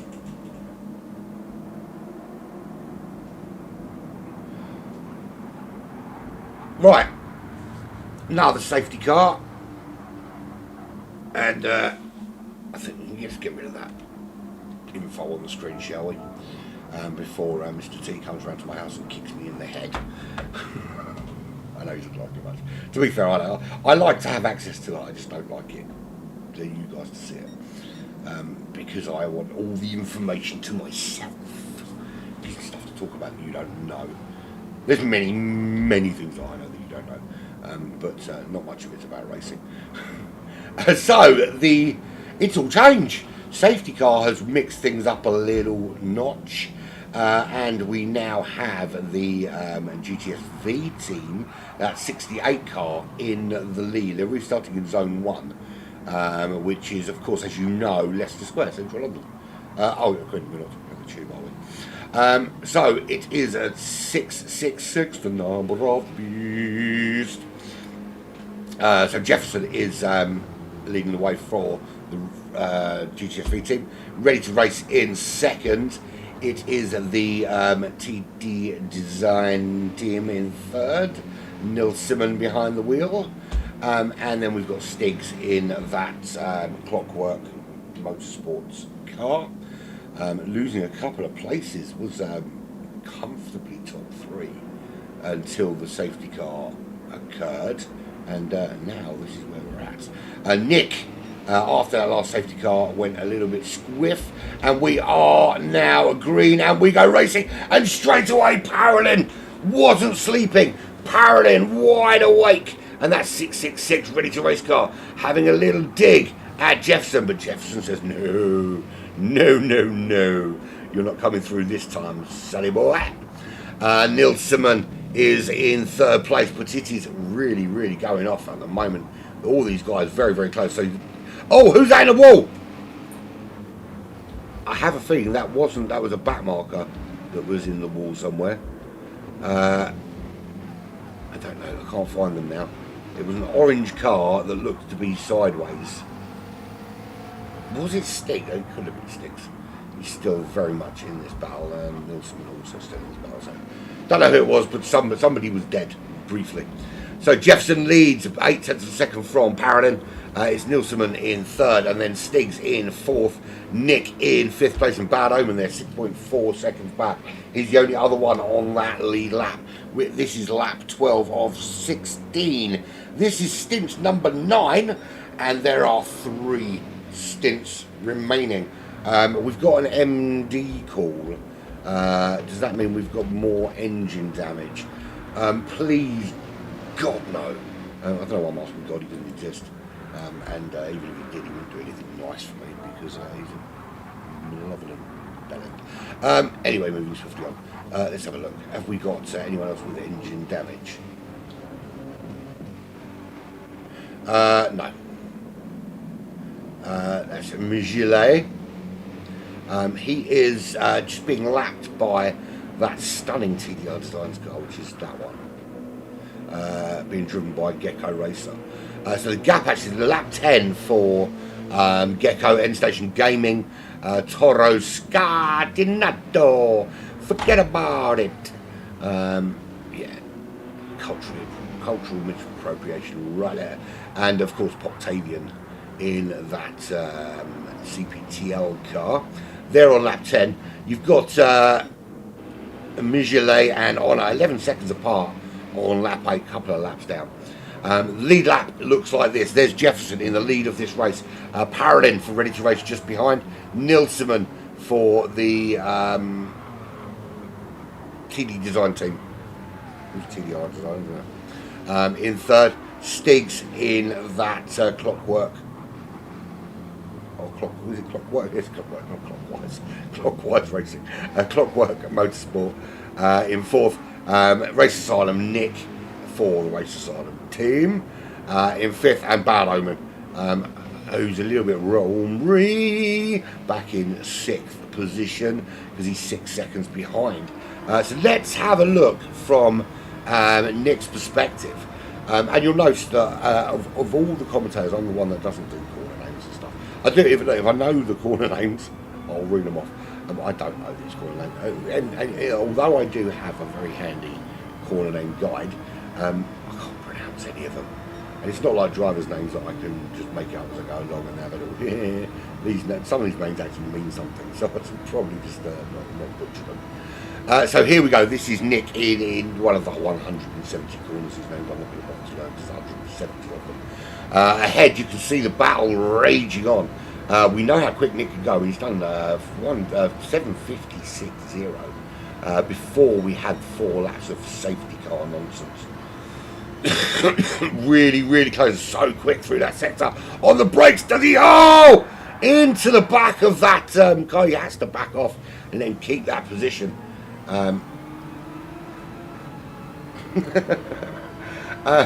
don't do it often, mate. I don't do it often, and to be fair, it's not pleasurable.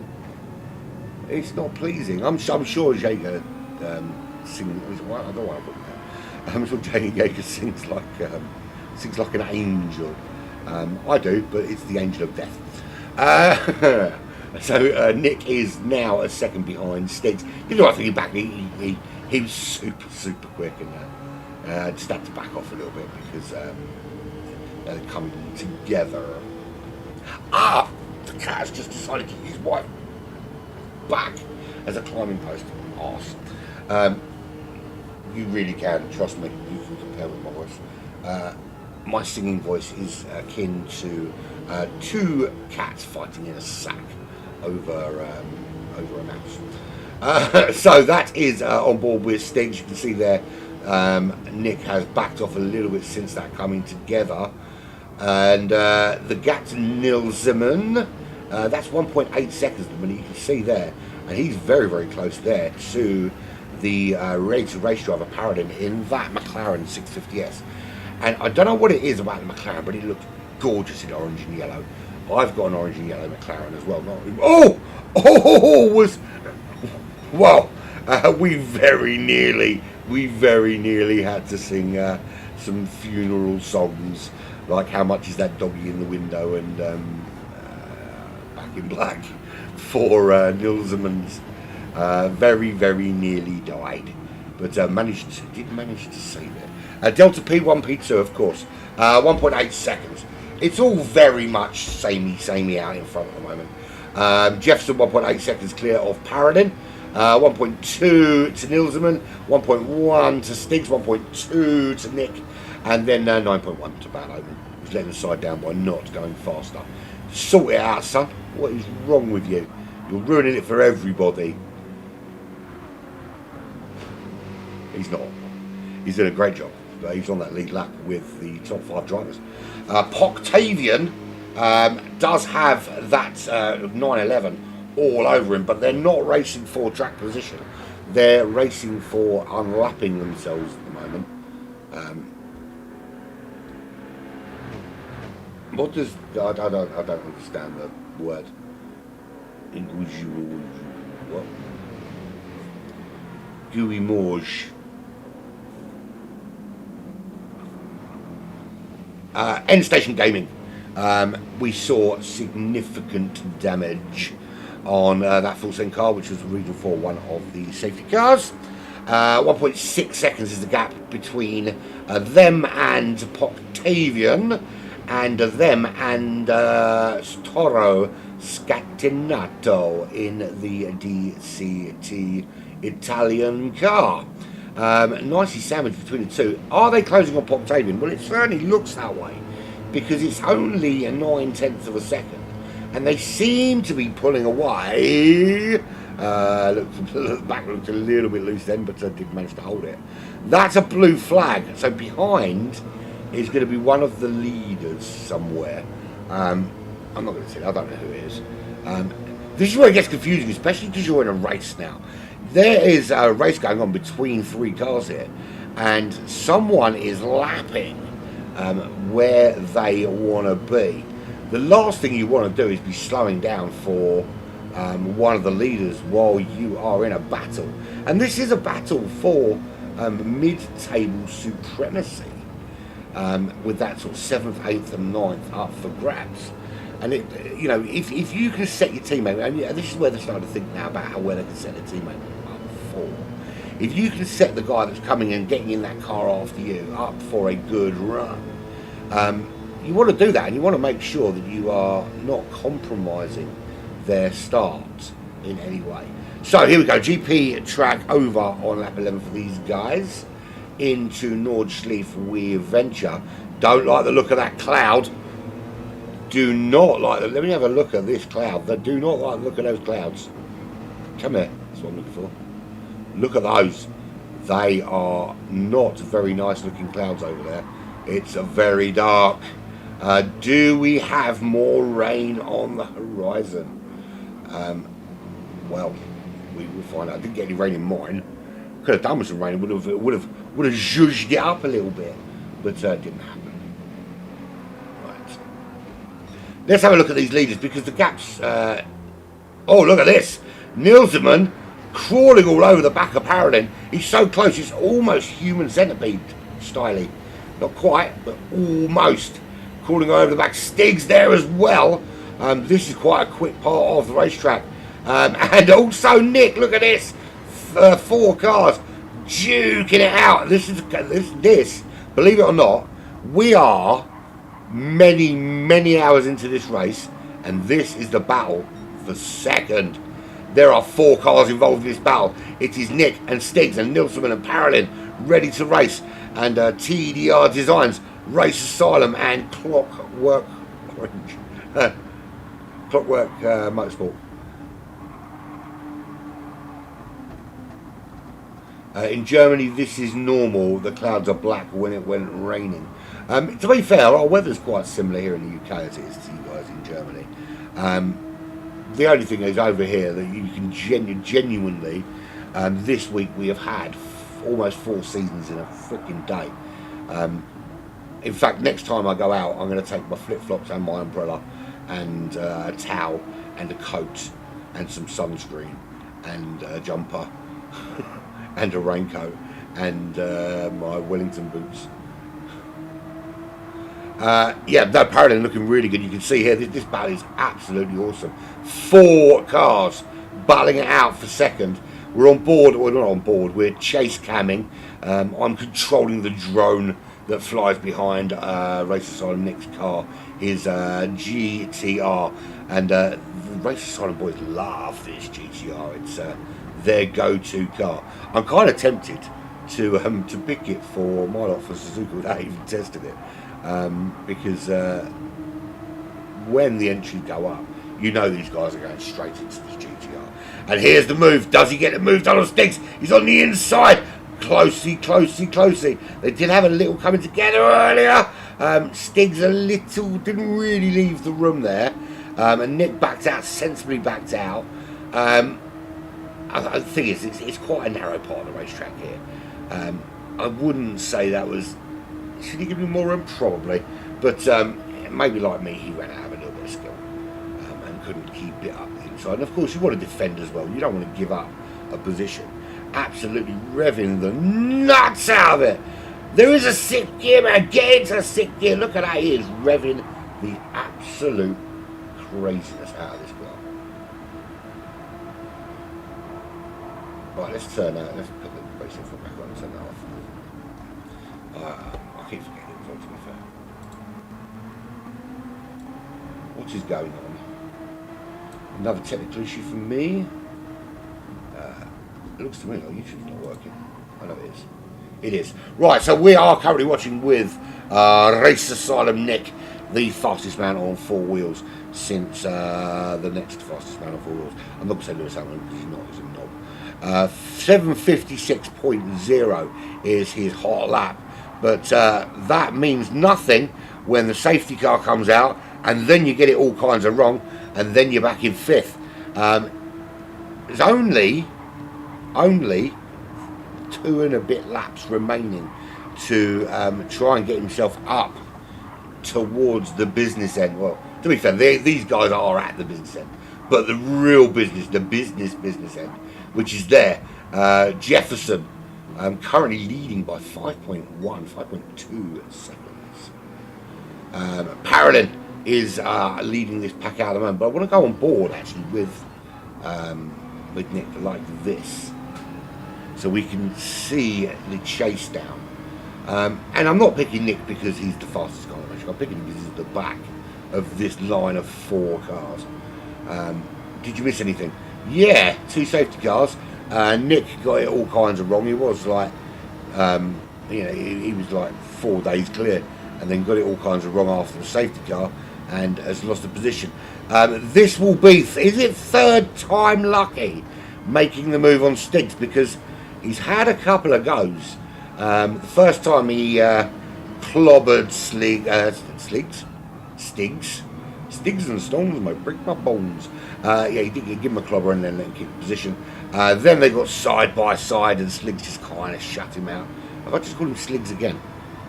Right, listen. Oh, what happened to Stiggs there? What happened? We're going to have a little look at that. Something went horribly wrong here. So, we're on board with him now, and you can see... I can't see where he went wrong here. What happened? Oh, he just... Was that some kind of net code or something? It just went... a whole kind of weird. Just, like, disappeared off to the right-hand side. Now, how much time has that cost him? Where is he? He's there. No engine damage, that's no safety car. But that's going to be causing him significant power loss. You can see there how far down he is. That's not safety car territory at all. And to be fair, we've had enough safety cars for one day. Thank you very well for one stint anyway. Thank you very much. So there's your race leader. Jefferson is 5.6 seconds. Nilsson is ahead of Paradin now, has taken 2nd position. Don't know if we're going to get to see that because we were too busy watching Stiggs put it in a wall. Bad omen. This is the benefit of just sticking with the battle, because now you're right, Slugsy, you can't park that there, mate. In fact, if I hang on, I've just got to do something. What's going on? Why is it not working? I've got it here somewhere. Have I? I've lost it. I did have it. Oh, there we go. You can't park that there, mate. You can't park that there, mate. That's what you're looking for, isn't it? I did have it on the soundboard somewhere. We may possibly, to be fair, it's not the only stint bandit that has won a stint. We started this stint with Ready to Race in the lead. We could possibly have Ready to Race in the lead again, although Paradin has now lost another position to Nick. Nick moving up to 3rd. So Ready to Race back in 4th. Wheel DC's never happened before till the last update. Very strange. I've never had a wheel disconnection, but then I don't have a very nice wheel. I've had normal disconnections, I've had internet issues, I've had lobbies crash on me, but yeah, it's a very strange game. But it's kind of like, I don't know, it's kind of like the appeal. Like real life, things can just go a little bit wrong. And I think that's kind of the beauty of it, and maybe we should embrace that a little bit more. Listen, I am fully moan mode every time anything goes wrong or it does something I don't like. Genuinely, one of my most watched videos on YouTube is massive rant about update 1.29, when they brought in the VR update. I literally went absolutely to town on PD, and then of course there's nothing. I'm not suggesting that my rant was what caused the update, but you know, I'm the first to complain a lot. But you kind of have to think that some of these little issues, Nick has, you're right, moved up to P2. It was never in doubt really, and I don't know though. I'll tell you what, he's quick. He's super quick. But has Jefferson, with those 6.5 seconds, got a big enough gap to keep him at bay? It's certainly going to be a big chase down. Right, so shall we do it? Let's have a look at the back of the pack, because we guys don't get enough love. It's Mijuli. 34 seconds behind Honor. Those two are on lap 10. We can get to see loads more of them soon, when everybody else is gone. Gecko Racer, Toros Gataneto, Endstation Gaming, and Poctavian. They're all running on lap 12. This is the lead lap. Oh, penalty for Stiggs of 3 seconds. That's after coming out of the pits and repairing. So 15 seconds behind Bad Omen, and he's going to get a whole lot worse for Stiggs at the end of this lap when he serves that 3-second penalty. 21 seconds to Parolin. The ready-to-race driver is kind of comfortable there now, the Dutchman. Is not too far behind Nils Simon, the German driver, in that BMW. And what else would a German driver drive than a BMW? Fair. Nick from Race Asylum was at one stage in this stint over 30 seconds clear, after putting in laps such as that 7:56.0, 7:58.5, 7:58.1. Then we had a whole spate of safety cars, as you can see by the lap times changing. And after the first safety car restart, got it many shades, 50 shades of wrong, and had a little foray into the sand, and spun the car around and lost some positions. And because of another safety car, hasn't really had the opportunity to make that big final push. But it's lap 14 for the lead lap drivers. It's a lap and a half before they come in and we start to see their teammates take over, and that'll be happening very shortly. And your glorious host for that will be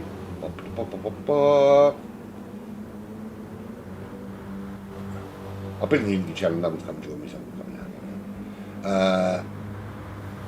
Right, give me a sec, I'll tell you who are, I can't remember who it is. I suppose somebody could tell me, but that would involve me watching the chat. And as we know, I don't multitask. I can drink coffee and smoke, or I can swear at stupid people and wave at them at the same time. But that's it. So it is JeGr coming up straight afterwards on this very channel we're at here. That'll be at 8:44, probably about 9 o'clock. Just gone 9 o'clock. So it's at 8:45 because that was 15 minutes ago. He will be in the other lobby, of course, lurking. But we should, in about 15 minutes' time, start to see all the other cars. Well, not even that now, I think. Probably about 12 or 13 minutes' time, all the other cars will start to come out. So essentially, this is what we've got. We've got a lap and a half chase down for Race Asylum's Nick 88.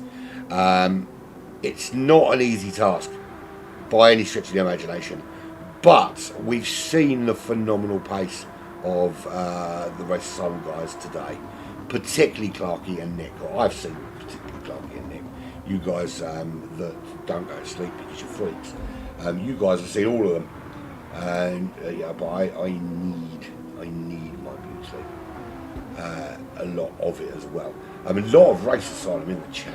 Hello. Right, housekeeping. Have you clicked the like button?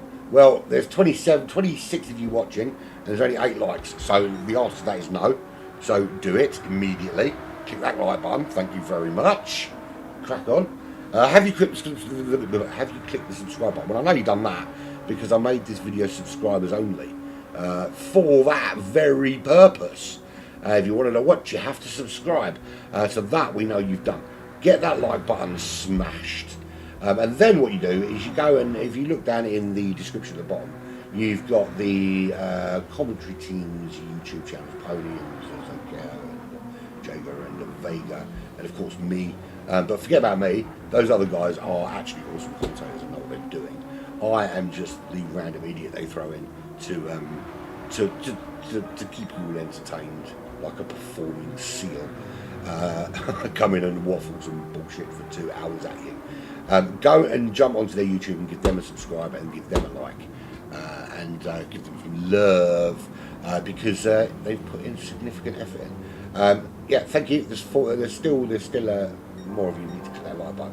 Love it. Thank you very, very much. Awesome. Right, Jefferson, 3.1 seconds is his lead. There is Nick. He's now pulled 7 seconds out on Nurburgring and Paradin side by side. Look at these two battling out. These two, no one told these two that we were going to have a nice little quiet leisurely drive on this final lap, did they? It is on like Donkey Kong between these two, and Paradin and Nurburgring having a great little ding dong battle. And it's clean as well, which is great. I love it when we have a clean battle. Just like having a clean pair of pants makes you feel all warm and fuzzy. The 666 car was the race leader at the beginning of this stint. It's amazing what happens in 2 hours, isn't it? And at one stage was way off the pace. Yes, remember to box at the end of lap 15, please. Or this could go horribly wrong. But that's where we are at. Well, the reminder, that might need to come out again for some of these guys, because there is Michelet. He's only on lap 11. So, yeah, he's going to need another reminder in a couple of laps' time, I think, because he is some way behind. So, we are on the final lap of the race for these lead lappers. The lead lappers are everyone down to Stig's traction control. Because that's what it means. Genuinely, that's what it means. His mum told me. She sent me a little postcard with a picture. It was a baby and said his name is Stig's traction control. Bad Omen. He is not racing that car you can see in front of him. That is a lapping car or a lapped car. That's the DCT car of it's not Pasquino, is it? It's Toro Scategnetto. I do put it on the back position sometimes. I am very famous for often looking at the cars out of the back, more than most actually, because I usually am one of them. So let's obviously what we need. The reason we're staying on the lead lap at the moment is because it's the final lap of the race, and these guys will go in the pits, and then we'll have 4 entire laps of just the back markers. So I'm not forgetting them. I'm just going to. They get their love in a little while.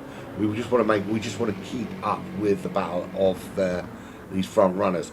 Now Nick has closed that gap down to 3.1 seconds.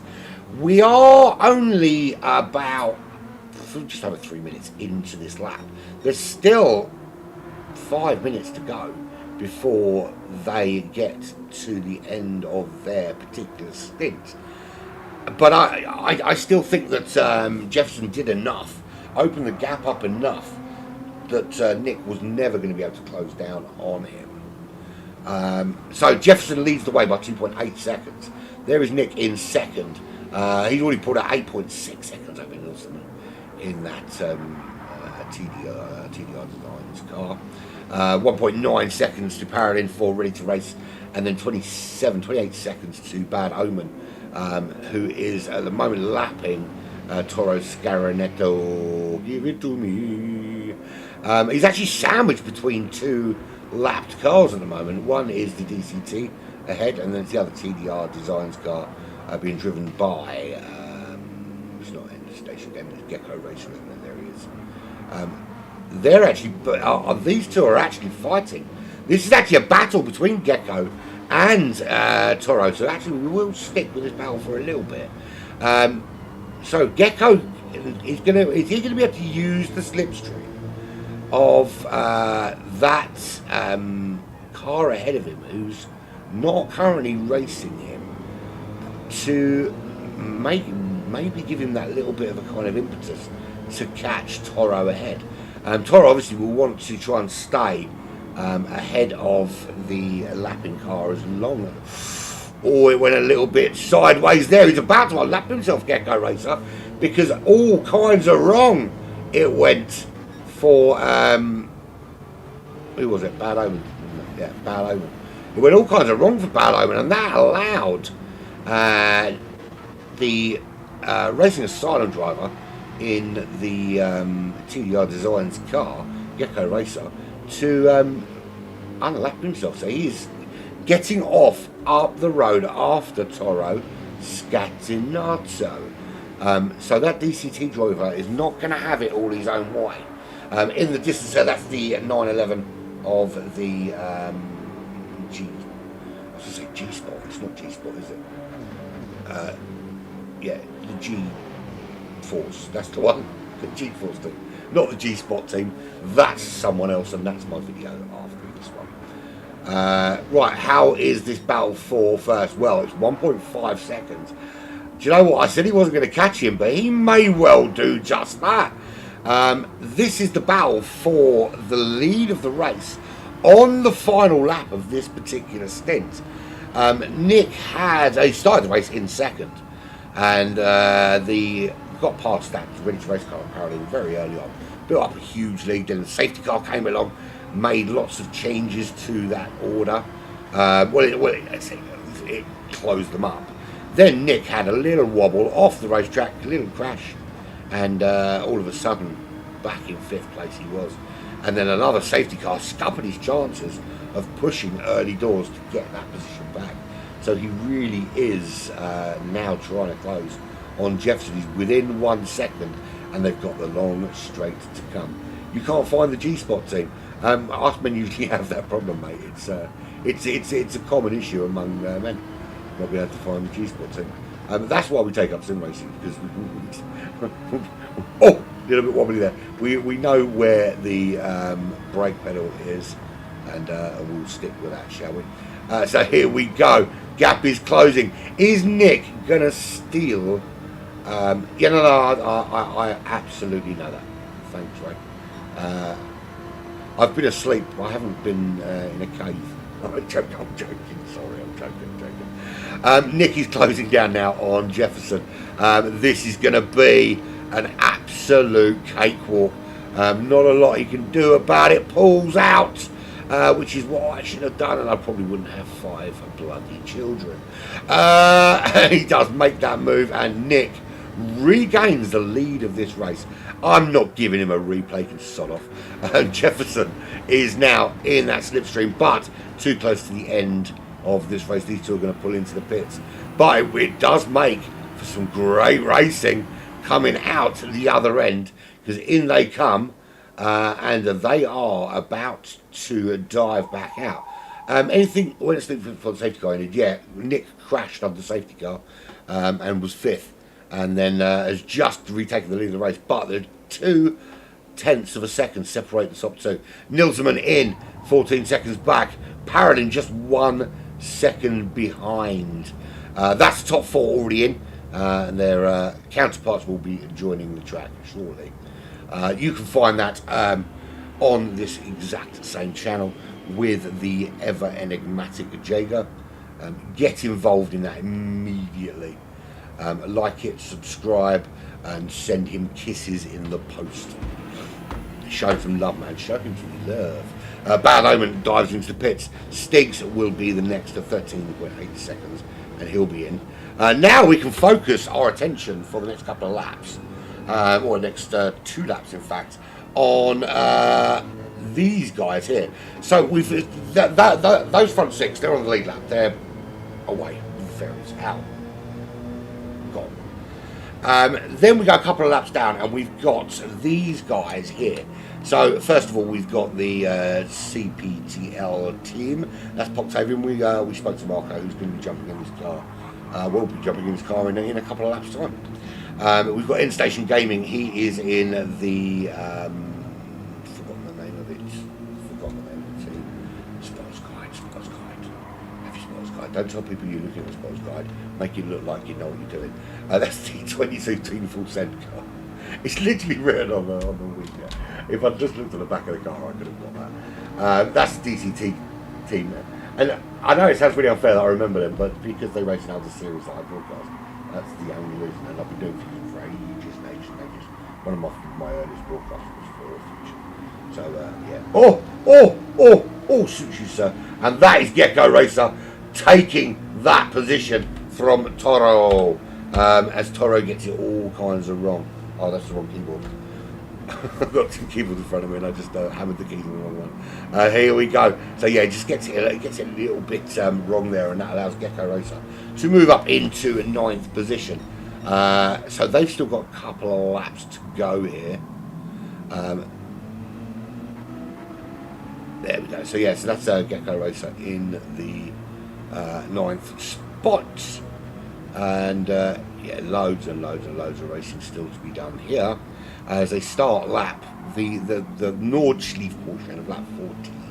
So still got 2 laps remaining for them. So they are currently running on lap 14.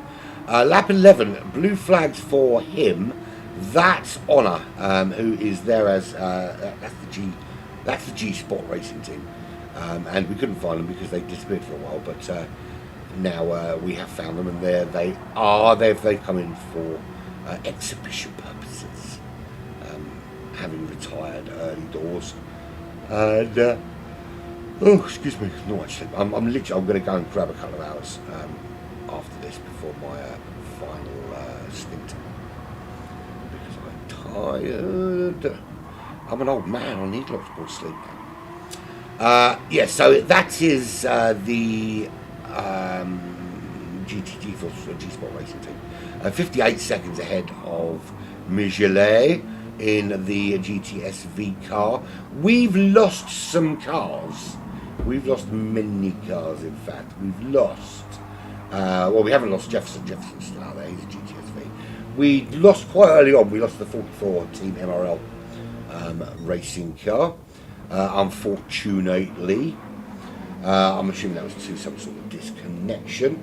The Team MRL M6, that's disappeared. Oh no, that's not. He's bad Amazon. What are we talking about? We lost. Who else did we lose? Forgotten. Oh, of course, the Project Revolution 911 that was being driven by Dominic Kabinski. Who I think came in as a substitute. He's the other car that we lost quite early on. So now the top 5 have gone in and they're off, and their teammates are off and they're racing and they're doing their thing. And if you want to watch top 5, then go away, go and watch, go to the other broadcast, because that's where they are now. That's where JeGr is with the top 5. Him and the top 5 are having their little party at their own little Nurburgring in the other lobby. If, however, you are more inclined to support the underdog, then stay the hell here, because not much is going on, to be fair. There might be a battle or two, maybe. There could potentially be one there. JeGr Racer looking pretty darn quick, it has to be said. Poctavian sounds like a really, really cool Roman superhero. Who are you? Don't worry, ma'am. I'm the Poctavian. I'll save your cat from the tree. Currently in 7th position. And yeah, about a lap and a half to go for these guys before they hand over. JeGr Racer. Do you know what? Let's go on board with JeGr. We haven't been on board with JeGr yet. It is 22 seconds to the Poctavian up ahead. And this, to be fair, this car was much, much further up the field when I went to sleep. and then I woke up and someone had crashed it and moved it a couple of laps down. So actually, I think there was a disconnection, which is why they are a couple of laps down. Because obviously you have to wait. Oh, excuse me, you have to wait for everybody else to go out, and then you get to go. By then, Nick is on another planet somewhere. I wonder if they've managed to retain that lead, or if Jefferson's lot. it's all about Jefferson, of course. The GTS V68 car that was running in second. Have they been able to get hold of Nick's lot? The RA guys will be significantly fast. Very, very, very fast.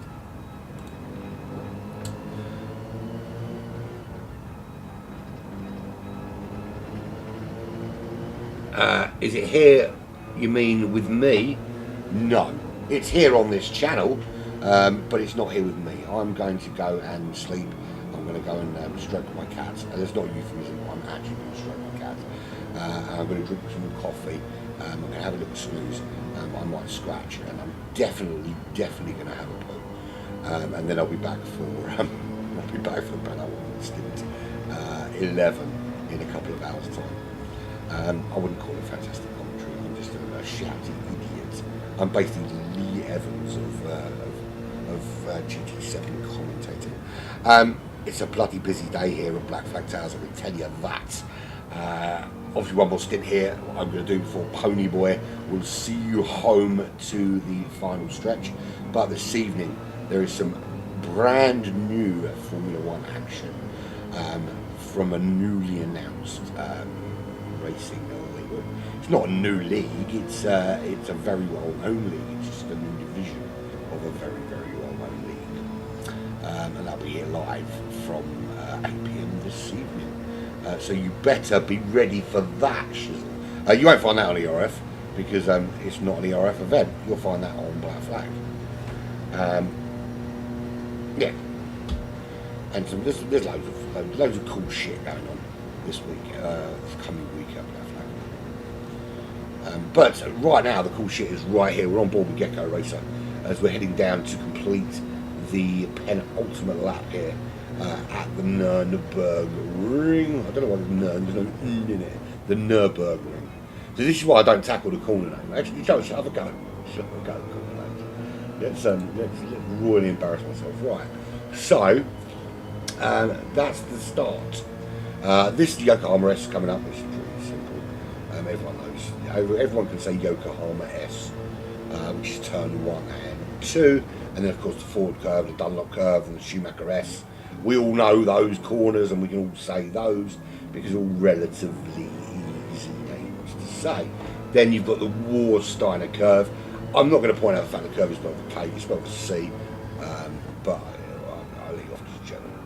And the Advanbogen, that of course is part of the GP track as well. And then you've got the NGK chicane, and I love the way that chicane is spelled with an SCH. That is pretty darn awesome. And then of course into, and this is the corner I do remember, it's the Hatzenbach, because it's the same sound you make when you're trying to do some drum and bass beatbox.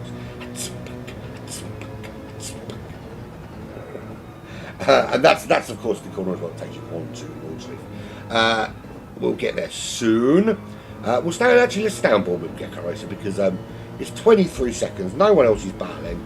I suppose you've got the 1.6 there in station to Toro Scatenetto. Is end station going to catch him? Don't know, he's got a bit of damage. It might be difficult. We'll keep an eye on it just in case. I'll keep an eye on the mini map. Not that it helps much. So this is and then it takes you down into hot chicken. It says hot chicken. Genuinely says hot chicken. It doesn't say hot chicken, but it's close enough. Yeah. So Hatzenbach into hot chicken, which you get from KFC, or there are other chicken establishments available.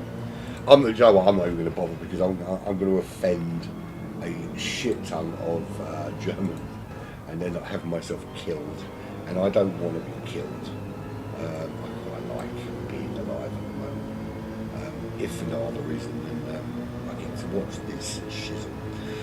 So, I do want to watch this battle here because it is the only potential battle on the racetrack at the moment, and we've been devoid of a bit of that for large swathes of this stint.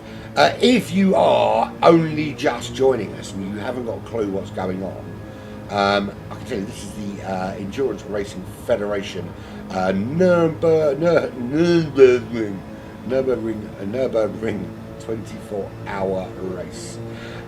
This is the 9th stint of that race, which means by the end of this we will have done 18.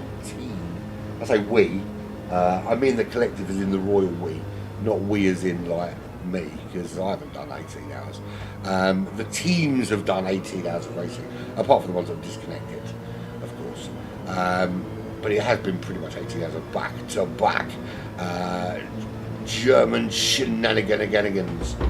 We're watching with End Station Gaming, who we thought might be closing on Toro Scatanato, but it's not happening. That is Poctavian, who is currently best of the rest. You can see that the top 6 have already done their exchange. Their counterparts are currently racing over on another batch channel, which is it's this channel, but it's another broadcast completely. It will say exactly what this one does, except it will have a 10 at the end of it. Go and check it out. It's, JeGr is your hostess with the mostest for that particular. We brought a replay up, we still got that thing at the bottom. I was wondering. I keep forgetting. I'm sorry, but I keep forgetting. I can't deal. That's what I wanted. I can't deal with having to keep removing it, man. I like my overlays. I can just hide it with banners, and then I can write stuff like, character assassinating mums and stuff on it, which I haven't done that yet. So Octavian is still about 4 minutes away. Come on, take your time, lads. It's dragging a bit, isn't it? 24 hours is a bit of a long time, isn't it? Can't we do it like a Nurburgring 24-minute? That'd be much more exciting. You wouldn't have to worry about tyres on fuel. I suppose you could put it right up, so you didn't have to worry about tyres on fuel. But yeah, Nick could have that. But if we did a Nürburgring 24-minute, Nick and Clarky could be teammates, and they'd get it done in about 45 seconds.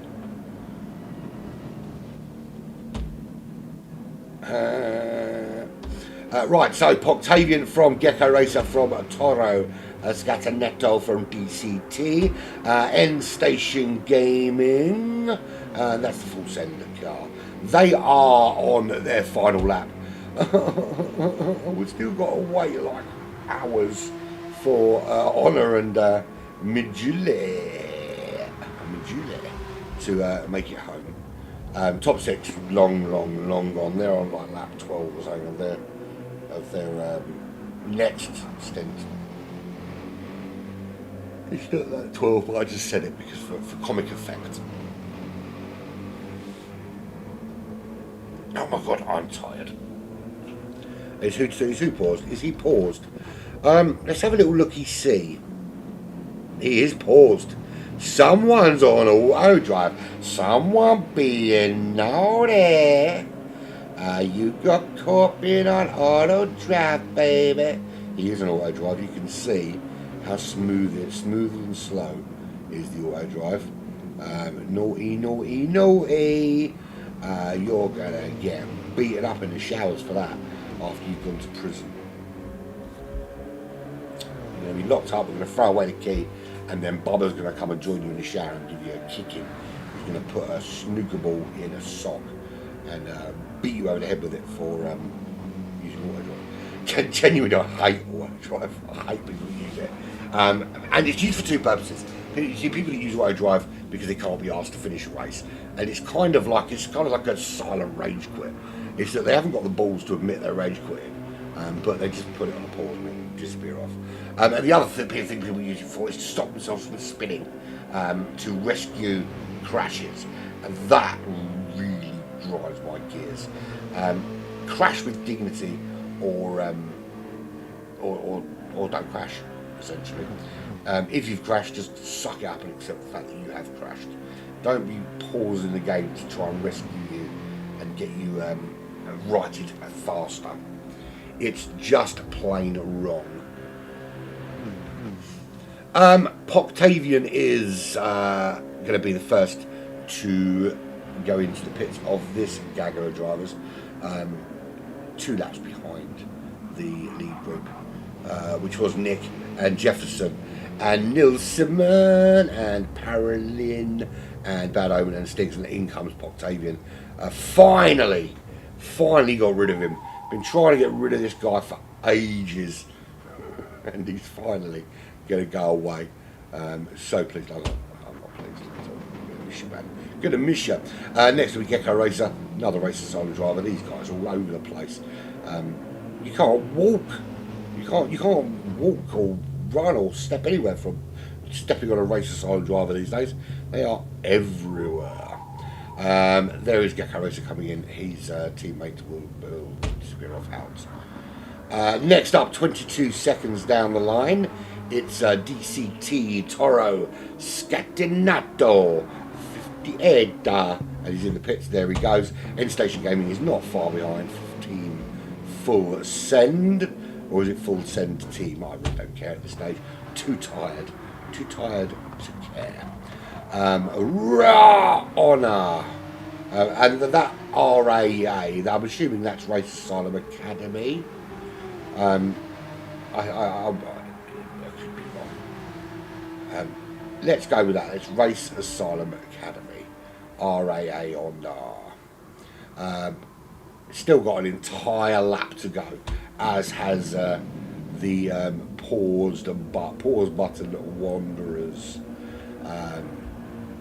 Imagine if us commentators did that, just like randomly just wandered off and didn't complete. Should I just play a random stream for something else? And to be fair, I waffled during most broadcasts, so you wouldn't actually know whether it was this one or some other one anyway. You wouldn't even know it was necessarily the same sport. So there we have it. We're nearing the end of this this stint number 9. Stint number 10 is underway, of course, for all but Honour and Michelet, and Honour, of course, for the G-Spot team, and Michelet for the GTSV runners. The other one, because the other GTSV team with Jefferson in it led this race until very, very last minute.com, when Nick from Race Asylum decided he was going to take it back. But it was really, really close for those two when they came in. So just waiting for the 8 minutes for these. Well, there should be 8 minutes for Honour because he's actually driving. God knows how long it's going to take Michelet. He's doing 9-minute laps while he's paused. So he's keeping us waiting a little bit longer. And let's have, where is he on the racetrack? Oh, he's literally just started in the GP section, mate. Yawnicles is what comes to mind. I do really need a top of the coffee. I do really need a wee, and I do really need to think about it very soon. You didn't need to know that, but you're going to. Need to know and being told are mutually they go hand in hand with me, so yeah, really don't care.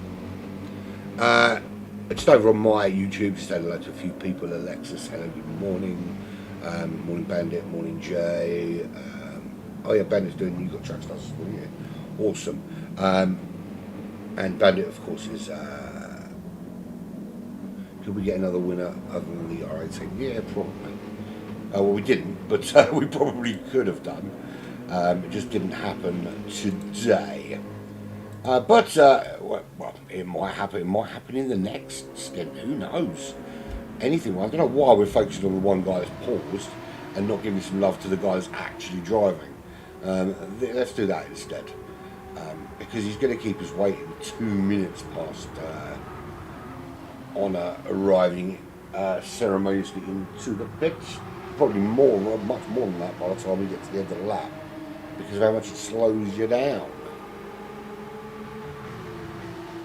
Gotta be said, despite being back in 11th place on her, been putting in some really solid laps at the tail end of this race. It's almost as though he's woken up a little bit. 8:02.2.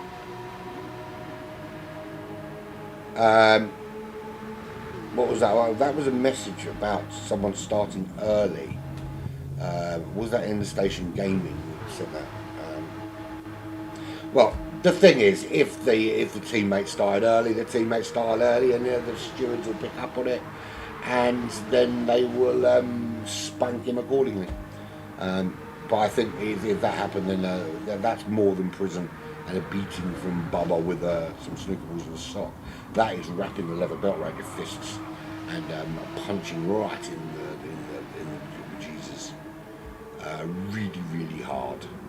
And then wagging your finger in a disapproving manner and writing a strongly worded letter, requesting that he is removed from the chess team. Oh God, I need more coffee immediately, and maybe a sanity check. So, Raw Honor has got most of the corners done. There's probably about 30 or so turns left, 35 or so, before the long blast down to the GP circuit to finally complete that 14 and start the last final lap of the race. So Magille's still on the track, but his teammate has already started. It appears he's paused, because the lights are flashing as they are, and he's going in that kind of paused manner. He obviously paused because you can't type like that if you're driving, just not possible. Paradin has left the room, which isn't helpful. I don't suppose it matters really. You don't have to physically cross the line here. It's a different kettle of fish, of course, for this type of racing. So it is down to just Honor and Magille, or Magille, however you want to pronounce it. Yeah, just keep running. It's the answer to that. Don't just stop because your teammates come out, because you need to work out how much time to add on to the end, because they'll run where they run. They can once it gets to the end and then you finally do stop Magille, they can add the time from when they went out to when you actually came in, and either add it as a time penalty, or probably more appropriately is go into the pits and sit there for those 3 or 4 days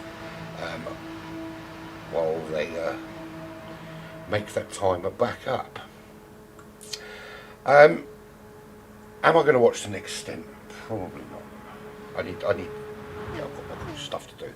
Sort of my morning ablutions and some parenting and stuff. Well, actually, I don't have to do parenting because the kids aren't up, but I might have to. If with a 9-year-old, if the rest get up, they can sort themselves out. They're teenagers or adults now. Right, the honours in. That's a lap early.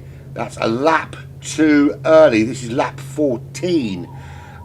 If they're coming in for a pit stop, it's going to work, but they're actually in a whole lap early. They, yeah, far too early. They should have gone straight across the start-finish line and done one more. So, how's this going to work? Or are they just going to allow them to... Oh no, was that serving a penalty or some sort then? Or got in and realised it's not time yet, you've only done 14 laps. Oh shit, I've got to do one more. Don't need that, is something probably going through their mind right now. Magille is now 3 minutes back. Come on, dudes.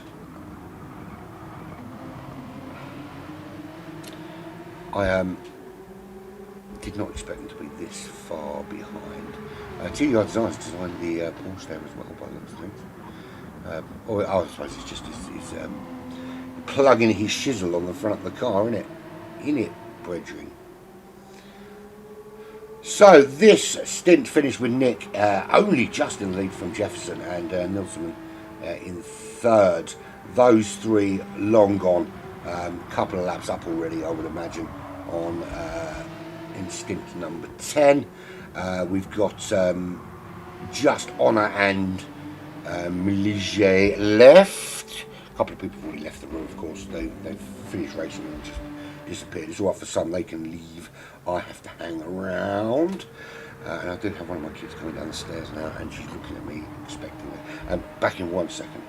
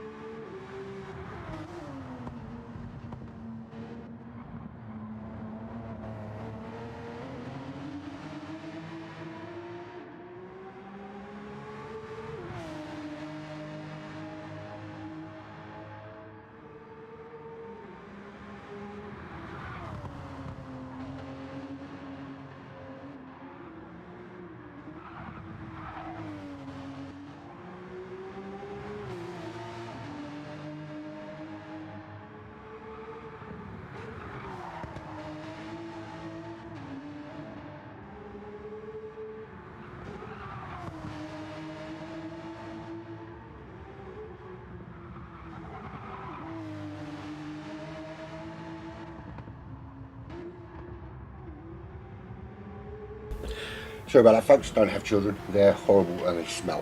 And they take all your money and eat all your food. Right, so we're nearly there. Just a few corners left to go for Honor.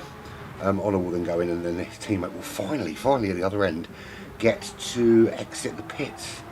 It's been a long wait for them. And then of course JeGr, who's nearly 4 minutes back now because he's been paused for ages, is back there. And it looks like most have disappeared off to the other lobby, but I'm going to see this through to the end because I am dedicated, if that's the word you could use to describe me. Yeah. Thank you to the 7 that have bothered to hang around for whatever reason that is. 7 people supporting Honor and JeGr, or Mijuli, however you want to pronounce it, who is still got 4 minutes behind Honor. Now, it was a lot less than that until he decided to pause his way around the end. If I was one of his teammates, I would be pissed that he has done that, because it effectively takes them out of contention. 2 minutes, you know, it's a gap, but it's a gap that is manageable. But doubling that in the space of a couple of laps because you have paused the game, which is what it appears to have done, is pretty darn shit, in all fairness. For want of a better, there is no other way to describe it. It's just a shitty thing to do. Yeah, watch my language. I'm not going to do that. So Honor has now, Honor comes and Honor has now finished. Congratulations, my friend. You have made it to the end. You win a prize of nothing. You get to rest. You get to go and have a coffee and a smoke and sit down and reevaluate your life choices. We all need to sit down and reevaluate our life choices. This is the AMG Mercedes. It's a good looking car. It's a good looking car. Everyone else is allowed to exit the pit, so the lobby is probably gonna, well actually it won't end yet because they've got 8 minutes to drive around, but it will end before he finishes lap 16. So those that have been hanging around waiting now, just diving out of the pits, getting the cars on the track, and off they will go. It's been a long wait around actually for those drivers that finished. You know, you've got to bear in mind they put a 2-hour shift in.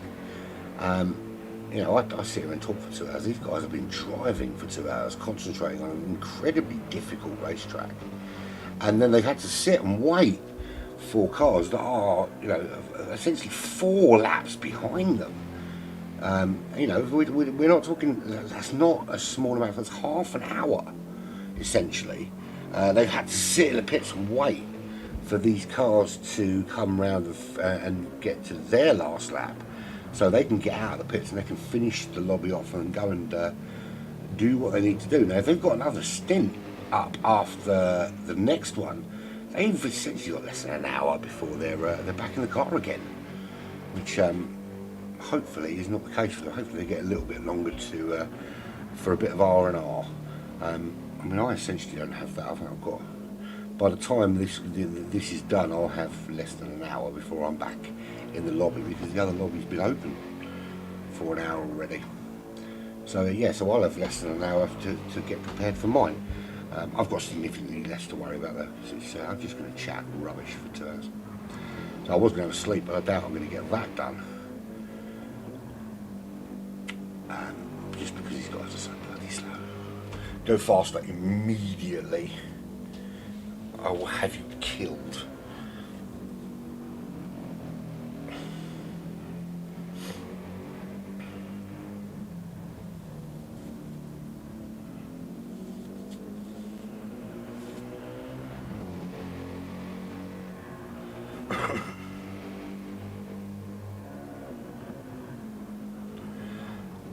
Ray, I've just noticed you came into this chat and started talking to the wrong people.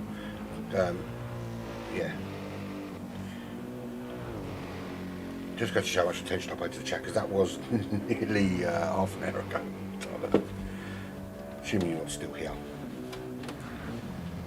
If you are still watching, you are watching literally one car He's now unpaused. He's now racing at full speed, but he's still got a little bit.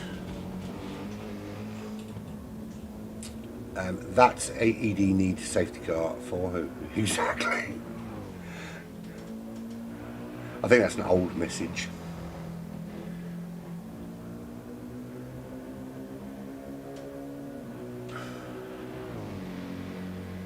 We're going to let this guy finish, and then we're going to. I'm not going to hang around until the lobby are dead. I'm going to go after this guy crosses the line.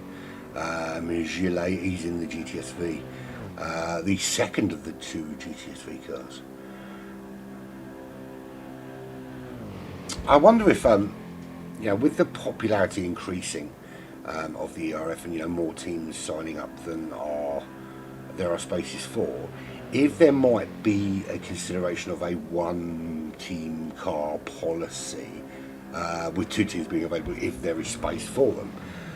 The reason being is that if you've got 20 teams want to race and they're all from different race teams, 6 are going to lose out. Now, if you've got 20 teams but everyone's got 2 teams involved, then everybody could have a team in it, and then the 4 best B teams could go in it. I don't know. Listen, I'm not in charge. I don't like organising race stuff. I'm not very good at it, so I let other people do their shit. Right, anyway, we are done. We're finished. That's everyone has finished their stint. Congratulations to Nick, who built up an you say unassailable lead, and then the safety car came in and absolutely pissed all over those strawberries. So it's on to the next one, and I will see you in about an hour's time for stint 11. It's been emotional.